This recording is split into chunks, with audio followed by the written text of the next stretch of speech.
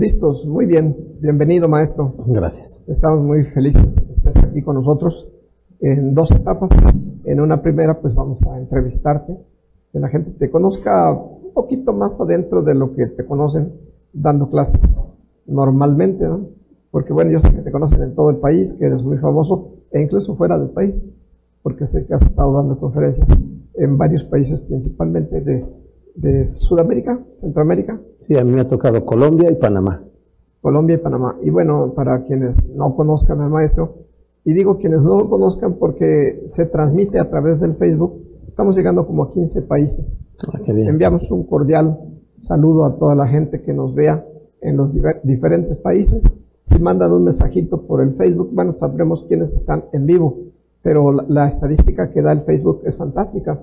Dice cuántos países, cuántas personas se conectaron y cuántas veces se ha compartido cada uno de los videos, y está bien interesante la estadística, insospechadamente interesante, de verdad. A mí me hicieron descubrir el Facebook apenas hace un par de meses, justamente el equipo digital, Adriana y ahí ya se me fue por estar, y Liz, ellos dijeron, ¿y por qué no transmitimos por internet dado que ya no viene tanta gente? Hoy estamos muy felices de que hay más gente, pero nos han abandonado bastante, y decíamos, bueno, pues probablemente el tránsito, la lluvia, el frío, los días difíciles, bueno, muchas cosas suceden, pero había venido menos gente, tú lo sabes, y entonces dijimos, pues ¿cómo llegar nuevamente a toda la gente?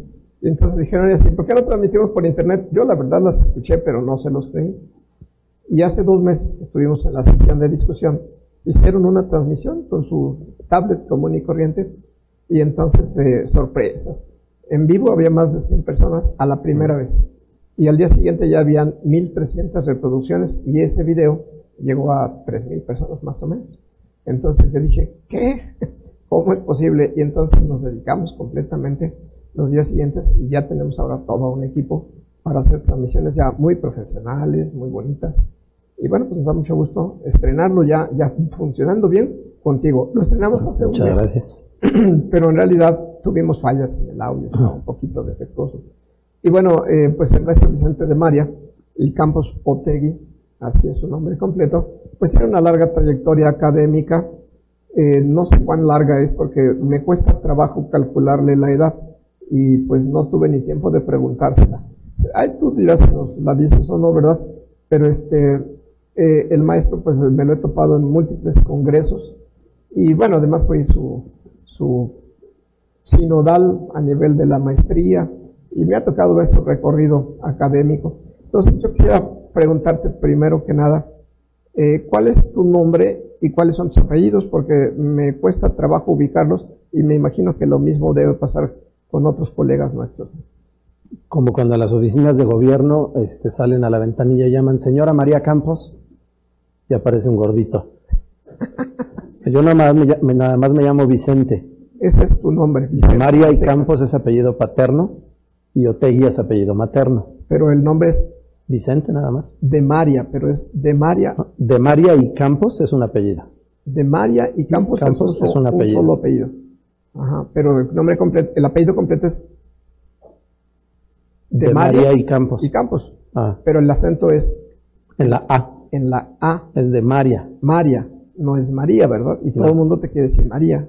Y entonces la señora María Campos te dice. Sí, entonces salen por la señora María Campos y sale un gordito. y el segundo apellido es Otegui. Otegui. Solito. Sí. Es que cuesta trabajo. Y bueno, eso nos habla un poquito, no es muy común el apellido. Me imagino que en el directorio telefónico no hay muchos de María y Campos. Tengo muchos primos, pero todos somos familia. Pues. ¿Algún político, cierto? Sí. Sí, lo he escuchado, senador o algo así por el estilo. No menos, como por el lado académico, justamente. Eso es, y esto nos lleva a la siguiente pregunta. ¿El origen del apellido? Era de apóstrofe Amaria, de origen italiano, y pasando por España se convirtió en de María. De María. Y luego por ahí se coló algún señor y le agregó el Campos porque quiso unirse a la familia porque no tenía familia. ¿Y Campos? Sí, literalmente no tenía familia y quiso unirse, y entonces le sumó el Campos, ofreciendo todo de lo que él disponía, que por lo visto valía la pena. ¿Y tus ancestros?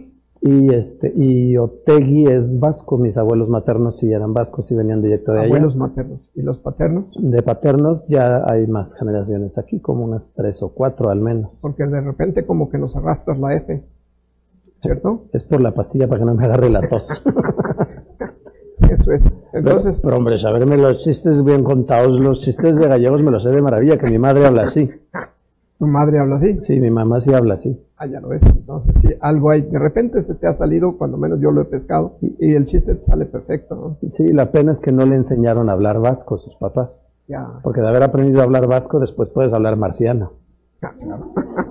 Han oído hablar en vasco, es dificilísimo. Después de eso puedes hablar ruso, japonés o lo que te dé la gana. Bien difícil. Y bueno, enviamos un cordial saludo a toda la gente que está conectada por el Facebook. También tenemos transmisión directa por vía del Internet, aunque estamos seriamente pensando dejar el Internet como tal, a través de la página del Pacal, y dedicarnos al Facebook, porque estamos haciendo la transmisión doble, pero también el número de usuarios a través de la página de Internet, pues lo más que llegó a ser son 65 personas, y a través de Facebook, pues a la primera tuvimos más de 100, y bueno, con 3.200 reproducciones en la primera, dijimos, no, nos vamos a dedicar al Facebook, así es que algunas personas van a escuchar el saludo días después, porque siguen viendo el video muchos días después, sí. Y sigue creciendo el número de reproducciones. Yo di una conferencia hace un par de meses del pasado, presente y futuro de los laboratorios, y ya van 4.400 reproducciones. Pero bueno, la entrevista es para ti. Entonces, y no voy a evadir lo de la edad, pese a que mis hermanos dicen que ojalá llegue vivo a la edad que aparento, pero tengo 51. 51. Sí, a veces cuesta trabajo calcularle la edad a las personas, ¿no? No sé, se hace uno marcos en la vida así. Yo me acuerdo de mi abuelita y mi bisabuelita, las tuve, coexistieron. Nunca supe quién era mayor que la otra. Pues para mí las dos eran abuelitas. Se veían parecidas. Y pues para mí como niño yo las veía igualitas. Sí. Ya después pues me enteré de que la que se murió primero pues era la más viejita, ¿no? Pero bueno, son cosas normales en la vida. Y entonces, bueno, tú estudiaste QFB. Sí. Y bueno, siempre he comentado, el maestro es universitario. ¿De qué facultad? De Cuautitlán, de la Facultad de Estudios Superiores Cuautitlán, mejor conocida como Cuautitlán East Cambridge. East Cambridge, claro que sí. Y bueno, siempre le bromeo de que él es universitario, pero se arrepintió, porque después se convirtió en Politécnico, ¿cierto?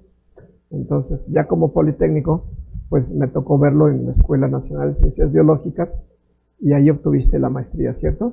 Sí, para tranquilidad y satisfacción de mi papá, que era politécnico. Finalmente enderecé el camino, dice. Ya, claro. Yo realmente pasé más años en el Politécnico que en la UNAM. Ah, sí. En la UNAM, buena suerte, y a todos los santos que me encomendé, me aventé de un jalón la carrera. Ya, pero bueno, yo siempre comento, los jóvenes ya no saben de esas historias tradicionales de Poli-UNAM y los burros contra los pumas, y ya no saben de los clásicos, ya no les tocó vivir. No, yo creo que a ti te tocó la colita, me imagino, ¿no? No, bendito sea Dios, me he podido librar de que alguien haga eso conmigo. O sea, tocarme la colita. Perdón, se me salió. Es bueno. No, le voy diciendo, lo que sucede ahora no es que son politécnicos contra universitarios, ahora son escatos contra emos. Ah, bueno, sí, también. Son asuntos sociales un poquito más complejos. Pero yo les platico que la tradición de pumas contra burros, en realidad tenía mucho de fondo. Y platico que acá en México no había más que estudiar o en el Politécnico, los pobres, o en la universidad, los que tenían dinero. Y la diferencia eran, en el Poli se pagaban 50 pesos. Yo pagué 50 pesos por semestre como estudiante. Pues sí, pero en la universidad eran 500. Y la diferencia de 10 veces más hacía una gran diferencia, sí, y una selección natural. Los pobrecitos al Poli, como yo, y los universitarios, pues los que tenían un poquito más billetes a la UNAM. Pero entonces era en los clásicos la competencia, los pobres contra los ricos. Y a ver quién le gana a quién. Y bueno, se morían en la raya por ganarle al contrario, ¿no? Pero todo eso se acabó, ¿no? Ya, ahora con tantas escuelas y todo. Pero bueno, el maestro es un poco burro y un poco puma. Está complicada, ¿no? La cruza de la mezcla de burro con puma. Bueno. Espero que la parte de puma sea la de adelante. ¿Cómo fue que surgió tu gusto por el uroanálisis? Platícanos esa parte. Bueno, yo estudié citología exfoliativa por la tesis de la licenciatura. Yo hice mi servicio social en una clínica del Seguro Social y la bacterióloga de ese lugar, persona extremadamente aplicada, estudiosa y experta, la química Alma Rosa López, estaba tratando de diagnosticar Chlamydia trachomatis en cérvico-vaginales sin nada de dinero ni de tecnología. Entonces la opción era hacer citología exfoliativa, ver las alteraciones morfológicas en las células. Y entonces, en lo que ella estaba tratando de adaptarla a la técnica, de ver cuánto provecho se le podía sacar, porque definitivamente había técnicas más definitivas, como la inmunofluorescencia en aquellos entonces, y el cultivo de la clamidia, que tendría que ser cultivo celular como los virus, y obviamente inalcanzables en una clínica de atención familiar. Entonces, ya me adherí a su investigación, a ser su ayudante, para que fuera mi tesis de licenciatura, y entonces tuve que tomar un cursito de citología exfoliativa. Lo tomé en la Escuela de Ciencias Biológicas, que es en donde se hacía la mitad de la investigación que estaba haciendo ella, la citología en el LIMS y la inmunofluorescencia en biológicas. Entonces, con ese curso de 2 meses, me quedé picado, tomé el de 6 meses, y me seguí de filo y acabé la especialidad. Entonces, hacia el final de la especialidad, en lo que uno tiene que hacer una práctica en un hospital por un semestre, para que acaben de darle el diploma de la especialidad, tuve la suerte de hacer esa práctica de hospital, pero ya contratado, porque originalmente uno va como si fuera un servicio social. Entonces hice esa práctica de hospital, ya contratado en el Hospital General Rubén Leñero, que está muy cerca de aquí, en el servicio de patología, haciendo citología. De lo que me voy a atrever a contar una anécdota más, que a mí la verdad sí me hace mucha gracia, y a la maestra Lolita también. Pero primero fue IMSS. El Seguro Social hice el servicio social. Servicio. Y ya contratado fue Rubén Leñero. Ya contratado en el Rubén Leñero. Que es de los servicios médicos, bueno, sí, de lo que fue el departamento del Distrito Federal, se llamaban. Ahora Secretaría de Salud de la Ciudad de México. Entonces, por una profesora de la escuela, que después fue directora de la escuela, la maestra Lolita Pastrana. Dolores Gutiérrez Pastrana. Ella fue la que me conectó con el Rubén Leñero y me dio 3 indicaciones. Tú vas a estar en el laboratorio del departamento de patología. Ahí vas a trabajar con la persona, bueno, está bien, ya ni modo, no me voy a ir, con Carolina. Tú te entiendes con Carolina y te coordinas con ella. No hagas mucho caso al patólogo, que va a ser tu superior inmediato, porque ve demasiados virus del papiloma en todos lados, y no te acerques a las mujeres del laboratorio clínico. Finalmente nunca me entendí con Carolina. El patólogo hasta publicaciones tenía en las revistas médicas de la investigación sobre el virus del papiloma, y me casé con una de laboratorio. O sea, desobedeciste completamente. Las 3 enteritas. Lo bueno es que tuve la ocasión de contárselas a la maestra Lolita y le dio mucha risa. Vaya. Dice, bueno, pero ¿estás a gusto? Sí, eso es lo bueno. Pero es que además es curioso. El departamento en el que ella estaba, solo eran mujeres. O sea, todo el departamento de anatomía y morfología microscópica, como se llamaba elegantemente allá en la Escuela de Ciencias Biológicas, era solo mujeres. De verdad, fue hasta muchos años después que aceptaron al primer caballero. Y llamaba mucho la atención. Un departamento de solo mujeres, como que Dios, pues ¿qué les pasa, no? No es muy normal. Aunque bueno, también ya había oído esa historia en algún otro lugar. Me acuerdo que en el Instituto Nacional de la Nutrición era así muy curiosito. Todas serían unas 12 químicas, eran químicas, todas mujeres pues, no había ningún caballero. Y yo llego de iluso, queriendo hacer un servicio social, y me dijeron, pues solo hay mujeres, y no les gusta trabajar. No, que fue todo lo contrario. En realidad se peleaban por mí. ¿Sí? Y no porque quisieran andar conmigo, pero pues no sé, pues vamos a ser a lo raro del asunto, ¿no? Yo era el raro, en realidad, y bueno, hacía mi escuelita, la sentaba ahí en fila como buen maestro, y teníamos buenas sesiones de trabajo, y bueno, realmente cambió el ambiente. Era muy pesado el ambiente antes de mi llegada. Era el único caballero, se compuso el ambiente, y cuando terminé el trabajo que fui a hacer ahí después de 6 meses, regresó a lo que siempre, o sea, a que todas contra todas, y bueno, sin embargo, coexistían. Entonces, muy raro, ¿no? Entonces fue, que yo no sabía esa parte, entonces fue Seguro Social, Sí. Servicio Social, y ya después fue en el Rubén Ok, Leñero. sí, entonces ya contratado en el Rubén Leñero, trabajé como año y medio en patología, en el que agarré muchísima experiencia porque por falta de personal tenían mucho trabajo atrasado y atendían a muchos hospitales. O sea, los estudios citológicos del hospital, y concentraba muestras de todos los que no tenían un servicio de patología, y eso incluía hasta centros de salud. Entonces, bueno, hice bastante experiencia, pero me fui a trabajar al laboratorio porque en patología aspiraba hasta determinado nivel de plaza de nombramiento, y en el laboratorio mejoraba la situación. En resumen, subía como al doble. Económicamente. Económicamente. Entonces me fui al laboratorio clínico con la promesa de que yo iba a apoyar a la persona que se estaba quedando encargada del laboratorio, porque yo venía fresco de la escuela y pues con ganas de hacer las cosas. Y luego resulta que después de 2 horas de trabajar en el laboratorio clínico me llamaron y me pusieron de jefe. ¿2 horas? Sí, o sea, tenía 2 horas de experiencia cuando me pusieron de jefe. Vaya. Bastante complicado. Y con muchos problemas, porque la gente no puede admitir que alguien llegue de fuera y de pilón de jefe, ¿no? Me imagino. Evidentemente fue porque alguien me admitió y obviamente ofreció apoyarme. Porque cuando se fue la jefa anterior, que llevaba ya algunos años, obviamente el director llamó a las personas que se quedaban, a la persona de su confianza, y le dijo qué hacemos con la plaza y a quién ponemos. Entonces propuso al muchacho que estaba en patología. Dice, pero está muy joven, si lo apoyas, lo acepto. Sí, yo lo apoyo, bueno, está bien. Y yo no me enteré de eso. Que causó enemistades, por supuesto. Desde luego. Y con la persona que me apoyó, obviamente le dije, pero ¿por qué no me lo dijiste? Pues porque te ibas a asustar. Sí, obvio. Entonces, pues ya ni modo, ahora ya pasó. Yo te apoyo. Y de ahí para adelante, entonces obviamente mi primer novatada fue que no sabía que tenía que dejarle el material a los de la noche para que tomaran muestras. Entonces la primera mañana que trabajé en el laboratorio tuve que ir a tomarle muestra a 40 pacientes quemados.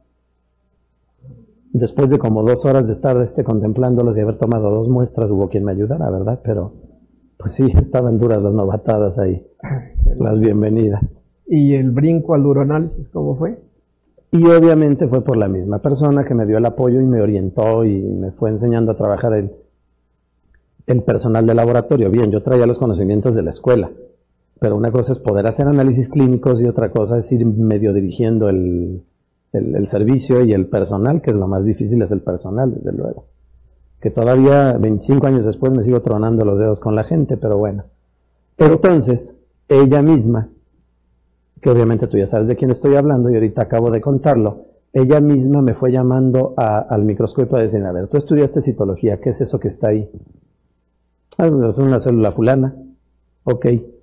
Y una y otra vez me fue empezando a insistir en que yo aplicara lo que sabía de citología, porque no podía ser que todas las células que ella veía en el microscopio, en la orina y en otros líquidos, que se veían tan distintas unas de otras, todas significaran lo mismo y realmente fueran lo mismo. Y obviamente estoy hablando de Conchita. Cuando les digo que me aconsejaron no acercarme a las del laboratorio y me casé con una de las compañeras de laboratorio. Entonces, bueno, estoy hablando de Conchita, que también la conocen porque da los cursos junto conmigo. Saludos a Conchita, que no nos acompañó, por cierto. No, eso estaba un poquito indispuesta de salud. Okay. Tenía problema digestivo. Y entonces ella me fue empujando y me fui diciendo, y a ver qué es esto, y a ver qué significa. Bueno, está bien, déjame repasarlo. Entonces, con ella fuimos avanzando y luego de repente un día me tropecé con una orina que tenía cáncer. Tenía un carcinoma cervicouterino que estaba invadiendo absolutamente todo. Eso la verdad no lo he vuelto a ver.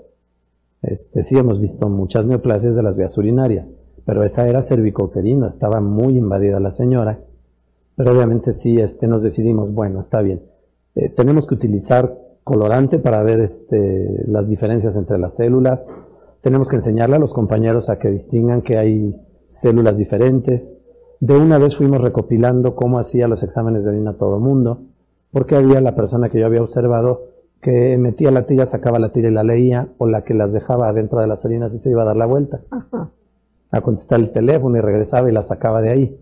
Entonces, bueno, había que estandarizar ese asunto Y fue que empezamos a ponerle empeño y a darnos cuenta que había muchísimos problemas celulares entre los pacientes, a llevárselos a patología del servicio del que yo acababa de salir, y a encontrarnos con que los patólogos querían, evidentemente, y además así lo dicen las normas internacionales, tinción de Papa Nicolau para hacer el diagnóstico. Claro. Que fue entonces cuando me salió la idea, con lo mal que salen las tinciones de Papa Nicolau en la orina, de no ser con una citocentrífuga, que es un recurso económico muy poco común en los hospitales, ni siquiera en los servicios de patología. Y entonces, en la técnica normal, en una centrífuga, en un tubo y vaciando un portaobjetos, queda muy feo. Por eso se me ocurrió hacerles una tinción de Papa Nicolau, pero en fresco. Y eso fue lo que inscribí como tesis de maestría. Muy bien, nada más que ahí ya pude medir un poquito pues la época en que tú te uniste a los laboratorios y a Uroanálisis. A mí me tocó unos poquitos años, yo tengo 13 añitos más que tú, ya no sé tu edad. Entonces, bueno, tengo 13 añitos más, pero a mí me tocó vivir el surgimiento de las tiras reactivas. Sí, yo trabajé, porque comencé muy joven, 17 añitos de aprendiz de laboratorio, ni siquiera de químico. Yo fui a aprender los artes del laboratorio, y hacer el examen general de orina era todo un arte. No había tiras reactivas y había que hacer prueba por prueba. Entonces, por ejemplo, para hemoglobina, pues usábamos ¿cuál es la? ¿Será cianameta que usaban o usaban Para hemoglobina, ya se me fue el método, pero había que hacerlo en un tubo.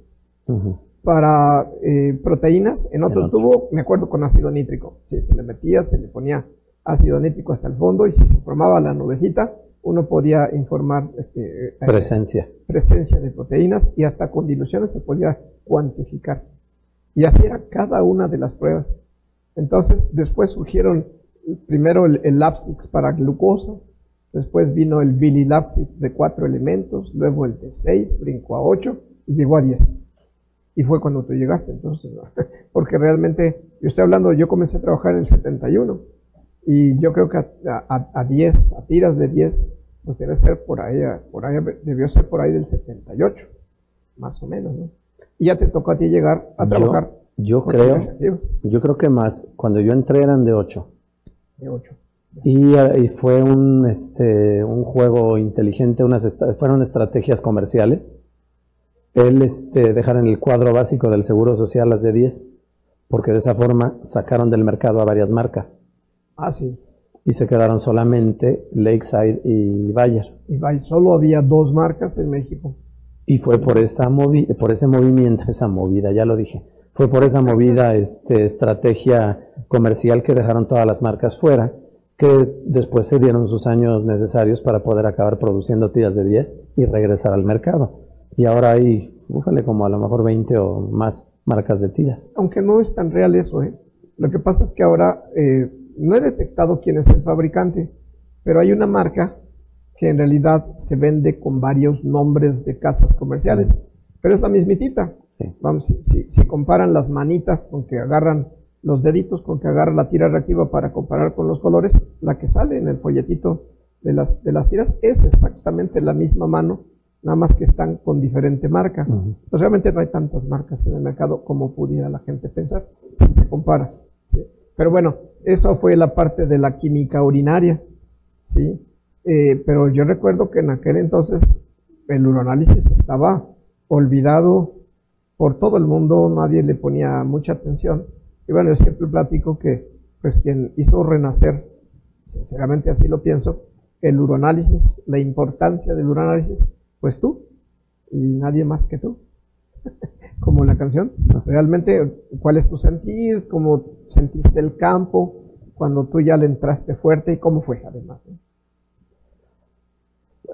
Yo realmente empecé así. Nos tropezamos con un cáncer. Entonces, aunque estando bien conscientes de que eso no sucede con mucha frecuencia, pero que sí había problemas que prevenir y problemas celulares. Entonces empezamos a ponerle empeño, empezamos a utilizar colorante, que todavía lo preparábamos. Después pronto entró al cuadro de compras de la institución, y eso es un alivio porque ese no se precipita. Entonces fuimos viendo que había muchos problemas, y yo empecé por hacer un manual en el que todo el personal del laboratorio en el que yo trabajo pudiera consultarlo. Lo hice con fotocopias a color del atlas de citología con el que yo estudié la especialidad. Y ese desapareció pronto. ¿Se lo llevaron? Sí, una mañana ya no estaba. Pasados bastantes años, pasados como entre 10 y 15 años, me enteré quién fue. Y me dijo, pues es que lo dejaron olvidado ahí, pues yo creí que ya no les importaba. Y bueno, los manuales tienen que estar a la mano de todo el mundo, ¿verdad? Por supuesto. Yo cuando me enteré quién es, fui, la abracé y le di un beso caluroso. Porque gracias a que se robaron ese manual, estoy aquí. ¿Hiciste otro manual? Pues no, me estaba yo esperando a ver la manera de que cada turno de trabajo tuviera su manual y lo guardara. Y en eso visité a la doctora de León, que es quien está detrás de que yo sepa citología. Justamente dichas las cosas, primero la maestra Zoila Jiménez, y siempre bajo la tutoría de la doctora Irma de León, que es quien pues se aventó en la historia de la enseñanza en México a enseñarnos citología a los químicos.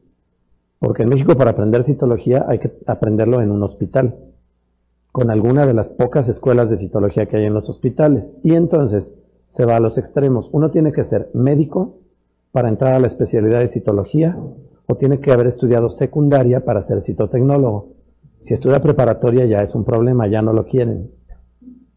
Porque entonces el diseño laboral de ellos es tener citólogos que vean muy poquitas laminillas escogidas por un citotecnólogo que vea 40 o 50 laminillas en una sesión, o sea, en un turno de trabajo. Entonces, bueno, la doctora de León sí se aventó a hacer especialidad y maestría y doctorado y lo que fuera en la Escuela de Ciencias Biológicas, y pues fue por visitar a ella y contarle que pues que había habido un caso interesantísimo y que hice un manual y que el manual pues ya no estaba, desapareció, y que estaba yo en espera de volver a hacer otro. Y entonces ella me dijo, bueno, pero no lo haga con fotocopias de un libro que son de algún autor y no dependa de otros. Traiga sus muestras y haga fotografías aquí en la escuela. Aquí hay suficientes recursos y microscopios y cámaras para que lo haga. Entonces empezamos por ahí, por reunir material para hacer el manual nuevo con fotografías nuestras, que si se perdían costaba $1 cada fotografía, la reimpresión y ya. Y entonces fue saliendo lo de la tinción, se me fue ocurriendo hacer la tinción de Papa Nicolau en fresco, para que los patólogos nos aceptaran las muestras en fresco y vieran la morfología como tal viene en la orina, no tan distorsionada como sale en la tinción de Papa Nicolau. Y entonces pues me acerqué a la maestra y le dije, bueno maestra, usted se acordará que pues yo tuve algo de asuntos laborales que resolver cuando acabé la especialidad y nunca hice el trámite de recoger mi diploma. Y me contestó, y bueno, como pues son bastante estrictos en el Politécnico, quizá yo ya no pueda llegar a pedirles mi diploma, denme mi diploma. A lo que no me contestó nada. Y entonces le dije, estoy pensando que pudiera recuperar todo lo que estudié, inscribiendo una tesis, las materias que requiera yo, los créditos que requiera yo cubrir, y mejor terminar la maestría. Y me contestó, yo le ayudo. Cuando ya estaba a media maestría, un día se empezó a reír sola y le digo, maestra, ¿de qué se ríe? ¿Se acuerda cuando me dijo que no podía pedir su diploma así nomás? Dice, sí, es que sí podía. Te hizo caer en la trampa. Oiga, maestra, ¿y por qué no me lo dijo? Porque no estaría haciendo esto y está muy interesante. Entonces, bueno, pues a partir de una presentación de 1 hora para un seminario de la escuela, en el que todavía no estaba lista la tinción, y entonces nada más les presenté qué hay en un sedimento urinario, más completo que lo que viene en los libros para laboratorio clínico, desde luego, o sea, ya viéndolo como citólogo. La presenté en un día del químico en la institución, ahí les gustó y me llamaron de la Asociación Mexicana de Bioquímica Clínica, la presenté ahí y me empezaron a llamar en el Seguro Social y en el ISSSTE y acá y allá. A dar conferencias. A dar conferencias. Y eso, la maestra Marta Quiroga, de hematología, de ahí de la Escuela de Ciencias Biológicas, acabó diciéndome, ya de un curso completo. Lo que la verdad sí me congeló los pies, porque a mí me daba pánico hablar en público, pero pánico. No parece. se me quitó, pero me daba mucho miedo. Entonces, yo le decía, pero si me cuesta trabajo hablar 1 hora, ¿cómo voy a hablar 20 horas? Entonces, bueno, me dijo, apóyese con la química Rebeca Sosa, que ella de la parte química, usted de la parte microscópica. Rebeca Sosa, la de Lexa. Sí, la química originalmente de Lexa y de luego Roche. Ajá. Y entonces los primeros cursos los dimos juntos. Ella me inscribió el curso en la sección de posgrado de biológica, la maestra Quiroga. Ajá. Y me dijo, yo ya inscribí su curso y ya le puse fecha, ahora lo da. Y lo dimos. Bueno, antes de que sigamos, la maestra Irma de León, la anécdota también, es una mujer extraordinaria, muy humana, muy linda persona. A mí me rescató también e hizo que yo estudiara la maestría y el doctorado. Realmente la gente de la escuela siempre fue y sigue siendo muy difícil. Yo me acuerdo que hice mi examen para entrar al doctorado y aprobé todo lo teórico, pero reprobé inglés. Y entonces pues parecía menos problemático el inglés que todo lo demás de conocimientos. Fui a ver al doctor Carvajal, que en paz descanse, y me dio con la puerta en la nariz y me dijo, no tengo nada que hablar con usted, venga cuando pase inglés. Que me cierra la puerta. Salí de un humor que dije, no voy a estudiar más, nunca. Pero me la topé en el camino a la doctora de León y dice, no, tranquilo, no son así las cosas, prepárese para pasar el inglés y usted va a entrar, no me queda la menor duda. Y me cambió el estado de ánimo. Realmente yo estaba así decidido a ya no estudiar, pues por la manera en que me maltrataron. Y ella me rescató. Y le dije, pues sí, parece que no todo el mundo es así. Después fue mi director de tesis, por cierto, el doctor Carvajal. Pero la doctora de León me dio un apoyo extraordinario y bueno, gracias a eso, pues continúa estudiando. Es que le enviamos un cordial saludo. Todavía vive, me decías, ¿verdad? Y esperemos que viva muchos años más. Y le enviamos, si es que tenemos la suerte de que nos vea, pues 2 alumnos agradecidos y que la aprecian, ¿verdad? Y bueno, pasamos entonces con el asunto, comenzaste a dar cursos y conferencias junto con la química Rebeca Sosa, ¿verdad? Que en realidad juntos nomás dimos como 2 o 3 cursos. Yo me acuerdo haber estado en Chihuahua, si no mal recuerdo, donde yo iba a dar un curso precongreso y ustedes el otro. Sí. Entonces ahí coincidimos. Y ya estabas colaborando con la Asociación Mexicana de Bioquímica, ¿cierto? Sí. Bueno, ahorita vamos a llegar porque esa parte es muy interesante. Pero en la escuela no tuviste dificultades para que te aceptaran tu propuesta de obtener una técnica para tinción de células en vivo en el sedimento urinario. Platícanos esa Sí, desde historia. luego. Pero además yo lo hice porque en aquel entonces Departamento de Impulso Personal y Vinculación Académica, o sea, Conchita, que era la que me impulsaba a hacer todo, como por ejemplo titularme de la licenciatura, terminar la especialidad, me empezó a insistir, hazlo como tesis y valida todo lo que hiciste para que puedas sacar tu diploma. Fue Conchita detrás de mí como siempre. Entonces yo le decía, no, me van a correr de la escuela, no me van a aceptar, me van a mandar a volar. Pues tú hazlo. Pues llegué a proponerlo y me mandaron a volar. Y literalmente originalmente presidenta del, ¿cómo se llama? Del juzgado de los sinodales. Del jurado. Del jurado. La presidenta del jurado dijo que no aceptaba la tesis. Que como una tesis de ciencia aplicada en el recinto de la ciencia pura, básica y maravillosa. Y entonces, yo tuve que discutirlo en estos términos. A ver, citología ¿es una materia que se da en licenciatura? No. Una tesis, los de especialidad no hacen tesis. Una tesis de citología la puede hacer un alumno de licenciatura sin haber llevado la materia. Se me quedó mirando con la seriedad que la caracterizaba y me dijo, inténtelo. Y se dio la vuelta y se fue. El día del examen estaba yo por ahí recargado en una pared, con la cara contra la pared, recargado, muerto de miedo, ahí esperando la hora de la ejecución, y de repente llega la doctora Elba Reyes, de quien ahorita le hago otro comentario que debo agradecerle eternamente, y me da un empujón y me dice, ¿qué? Muerto de miedo, ¿no? Sí, maestra. No, relájate, la presidenta del jurado está enferma, yo te voy a dirigir el examen. Ya sé de quién hablas. Es que yo sé de quién hablará. Ya sé. Ya. No, lo que pasa es que además, yo me acuerdo que cuando, vamos, yo fui sinodal de esa tesis. No sé por qué llegaste a mí, eso sí no lo recuerdo, pero pues el día que llegaste... Es que uno no ni lo pide ni lo asigna a la escuela, realmente no sé cómo lo hacen, pero qué bueno. Pero me acuerdo que el día que llegaste, que me planteaste pues tu interés y el objetivo de la tesis, yo creo haberte echado muchas porras. Sí. ¿Así fue? Y también en los seminarios departamentales.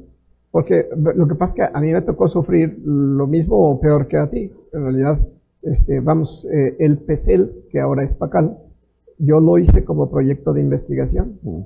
Y lo metí y me apoyaron una vez económicamente, pero unas 3 veces más me lo rechazaron como proyecto de investigación. Y el jurado decía, eso no es investigación, ni deja conocimientos.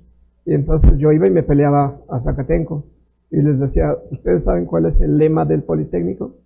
Entonces lo saben, ¿no? Aquí vivimos, aquí comemos y todo. La técnica al servicio de la patria.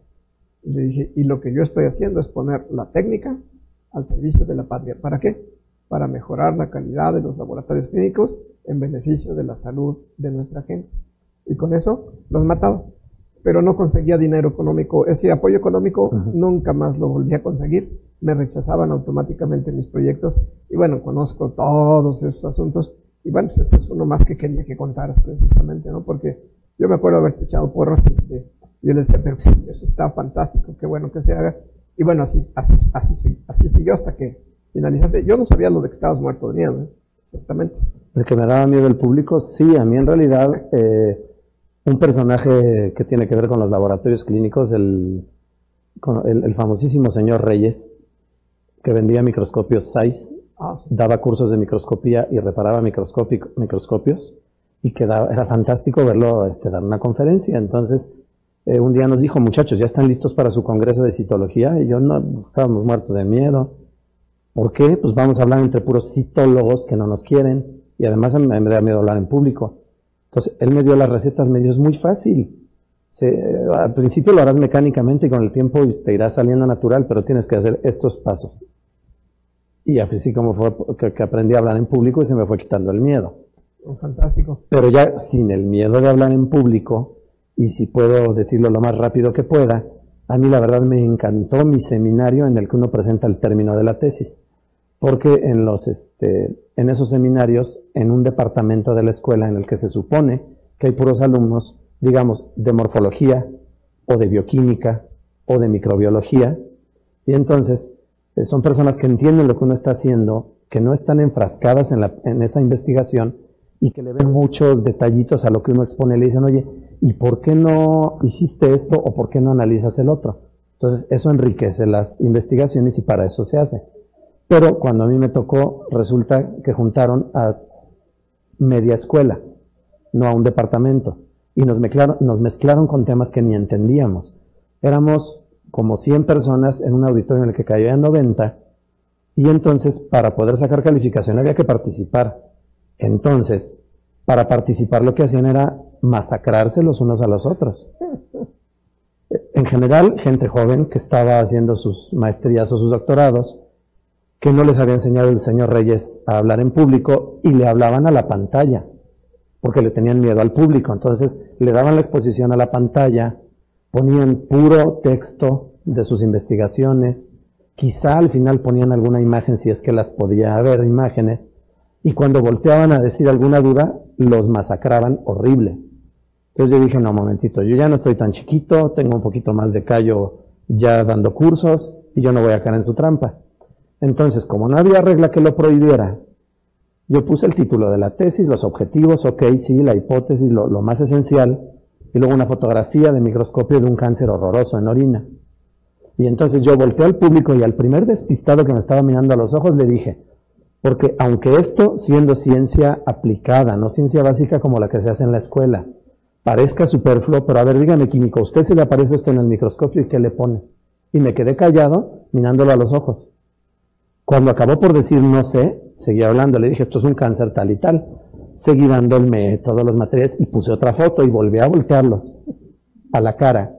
Y al siguiente despistado, ¿y usted qué le pondría a este cristal? Para la tercera foto que puse y volteé al público estaban así. Agachaditos. Ok, entonces no me van a molestar, expongo mi asunto. Ahora sí. De lo que la maestra que dirigía el seminario, la maestra Ethel, estaba muerta de risa de atrás del salón diciéndome. Bueno, la maestra Ethel ahí sigue en la escuela, de Bol 7, y la maestra Reyes también. Siguen los mismos que nos dieron clases, curiosamente. Y me recuerda a la maestra Elba Reyes. Resulta que yo pretendía una tesis para los patólogos o los citólogos. Y ella fue la que dijo, está bien lo que vas a hacer, hazlo, pero dirígelo al laboratorio clínico. Tú ve cómo le haces, pero redirecciónalo y que también le interese al laboratorio clínico. Yo, bueno, pues le movía la idea, lo dirigí hacia el laboratorio clínico y gracias a la maestra estoy yo aquí. Vaya. O sea, un poquito de cada una de las maestras, pero ella fue la que me impulsó hacia el laboratorio y realmente que ha valido la pena el poder transmitir un poquito de citología a los laboratorios clínicos, al grado de que en esa percepción de la pregunta original y de cómo ha sido que nos empezara a interesar hacer exámenes de orina ahora, pues al principio realmente teníamos que rogarle a las personas de que fueran a un curso. Ándele, ve, va a estar interesante, no seas malo, mira, ve, ahí yo te consigo la beca. Pero examen de orina, pues sí, pues yo sé hacer exámenes de orina, ¿no? No, hombre, vas a ver, hay imágenes de cosas que has visto pasar en el microscopio y no reconociste. A que ahora, pues de repente resulta con que hay un montón de gente enseñando exámenes de orina, según ellos. Enseñando sobre exámenes de orina. Y nos ha dado mucha, bueno, por un lado la satisfacción de que ya les interesa a todo mundo, y por el otro, el de que con lo que ellos enseñan nos habrán abierto muchas puertas a que nosotros enseñemos más, porque dicen cada cosa que valga medias. Igual que están los atlas, ¿no? Vamos, yo me acuerdo los atlas viejitos, de los libros viejitos como el Colmer, pues tú me has comentado que tienen una cantidad de errores impresionantes, ¿no? Sí, sí, hay cosas de veras muy equivocadas. Y bueno, de eso, por ahí va a empezar la conferencia de hoy, así que eso igual lo dejamos para la conferencia, pero sí hay muchísimos errores. Llegamos a la AMBC. Me dijiste que ya entonces te invitaron en la AMBC, Asociación Mexicana de Bioquímica Clínica, para los que ya no la conocen, porque además ya desapareció. Lo cual es una historia muy triste. La Asociación Mexicana de Bioquímica Clínica, pues ya tenía unos 45 años de existencia, más o menos. Y bueno, se había mantenido, era el organismo, la institución que organizaba los congresos más grandes en el país. Fueron los primeros que llegaron a juntar más de 1000 personas en sus congresos de todo el país. Fue impresionante la labor que hicieron a través de muchos años en la Asociación Mexicana de Bioquímica Clínica. Entonces, pues después te invitaron a participar en el programa de evaluación externa de la calidad en la sección de uroanálisis, ¿cierto? Sí. ¿Cómo fue esa parte? Platícanos. Bueno, esa parte fue porque al fusionarse Lakeside con Roche, entonces resulta con que Roche tenía las tiras reactivas mejores que hay en el mundo y siguen siéndolo. Su competencia era Bayer. Bayer tenía un programa de evaluación externa y Roche no lo tenía. Entonces, para tener una personalidad diferente y no imitar lo que estaba haciendo la competencia, en lugar de hacer un programa para usuarios de Roche, dijeron, bueno, vamos a hacer un programa de evaluación externa en el que se inscriba cualquier marca, incluida Bayer. Y que no lo dirijamos nosotros para que no haya la duda de la tendencia sobre los resultados, de que no, pues, si yo soy el que hace el programa, mis tiras salen bien y las tuyas salen mal. Entonces escogieron la Escuela de Ciencias Biológicas para que fuera quien hiciera esa evaluación externa y ellos pues sí la patrocinaran con lo económico, pero no tuvieran nada que ver en lo científico. Pero les ganaron las carreras y entonces el gerente de Roche se postuló presidente de la Asociación de Bioquímica Clínica. No me equivoqué de palabra, no dije postuló, dije pustuló. ¿Porque llegó para quedarse? No, porque es como una pústula, está podridita la cosa. ¿Qué historia? ¿Por qué? Porque ¿quién se robó el dinero de después? Ahí muere ya, mejor me callo. Está bueno. Entonces, se impuso presidente, puso el programa de evaluación externa ahí, y los únicos que aceptaron tomar el programa de evaluación de uroanálisis fueron los de química clínica. Que a la hora que sean que tenían la reunión de discusión de resultados como la que hay aquí con sus usuarios, llegaban a preguntarles, oiga, fíjese que he visto tal cosa en los sedimentos urinarios y no sé qué es eso y quiero ver si usted me puede ayudar a aclararlo. No le hacían al uroanálisis. Entonces pronto dijeron al presidente de la asociación, ¿sabes qué? Toma tu programa de uroanálisis y a ver a quién se lo echas encima. Entonces fue que nos llamaron y nos dijeron, bueno, encárguense del programa. Originalmente éramos como 7 personas. Podríamos pensar realmente, fue primero, se llamaba PQ Siemens, el PQ se llamaba, el programa de Bayer, lo coordinaba Alvar Loría para Bayer y por muchos años funcionó como tal y la gente lo seguía, pero bueno, pues después surgió el de la Asociación Mexicana y entonces comenzó a seguir más gente en esa trayectoria, ¿cierto? Pues sí, porque nosotros llegamos y realmente era muy mínimo lo que estaban haciendo. Entonces yo lo que hice fue dirigirme con el profesor de la Escuela de Ciencias Biológicas, que me dirigió, que me asesoró la parte de la estadística para la tesis de la maestría, el profesor San Juan. Estoy bien, ¿verdad? San Juan, sí, sí. Y le dije, bien, me invitaron a esto. Bien, está muy interesante. ¿Y qué desean hacer? Bueno, nosotros queremos hacer lo que hace Química Clínica, que son los programas que tienen más tiempo, más desarrollo, que ofrecen más a los usuarios. Y entonces ya él me explicó qué era estadística no paramétrica. No paramétrica. Pero qué había en la estadística no paramétrica aplicable para ofrecer más o menos el mismo servicio que química. Me dijo, con un programa informático para la computadora, haces estos cálculos y tú los interpretas. Yo no soy el que sabe de uroanálisis, eres tú, y yo te explico qué es esto en la estadística, tú lo interpretas en los exámenes de la orina, y así fue que empezamos en la MBC. ¿Cómo cuántos años duró ese programa en la MBC? O bueno, hasta que la MBC se murió, pero ¿cuánto tiempo estarías en esa labor importante? A mí me parece que como 4 o 5. 4 o 5 años. Porque después a MBC le hacía la estadística a una empresa canadiense y la verdad es que ahí se nos cortó totalmente la situación. Sí estábamos ahí, sí dábamos la cara y sí éramos los responsables, pero de lo que nosotros habíamos desarrollado de la nada, literalmente a hacer evaluación de la tira reactiva, evaluación estadística, de pronto contrataron una empresa canadiense que dijo, eso no existe en ninguna parte del mundo y no lo vamos a hacer. No existía en ninguna parte del mundo porque era desarrollo propio. Claro. Era un desarrollo nuestro interno. Y entonces la presidenta de la asociación me dijo, está bien, no te enojes, porque yo estaba bastante más joven y se me salía más el coraje. Me controlaba menos, estaba furioso, le dije de todo. Y entonces ella acabó diciendo, está bien, plantéamelo bien en un resumen. Yo se lo voy a enviar a mis contactos, a mis amistades que tengo en el mundo, en los laboratorios clínicos, personajes muy importantes del mundo de los laboratorios clínicos. Y si ellos dicen que tiene sentido, yo obligo a Canadá a que te haga la evaluación así. Y si ellos dicen que no lo reconocen o no le encuentran sentido, te quedas como estás. Pues la mandé a volar. Sí. Yo sabía quiénes eran sus amigos en el mundo y todos pasaban de los 70 años. Y ya dije, ay, la verdad yo no voy a pelear con los viejitos. Terrible error que cometieron en la Asociación Mexicana de Bioquímica. Pues, ya no existe, así es que no voy a hablar nada que no sea real. Historia. Pero realmente cometieron un gran error.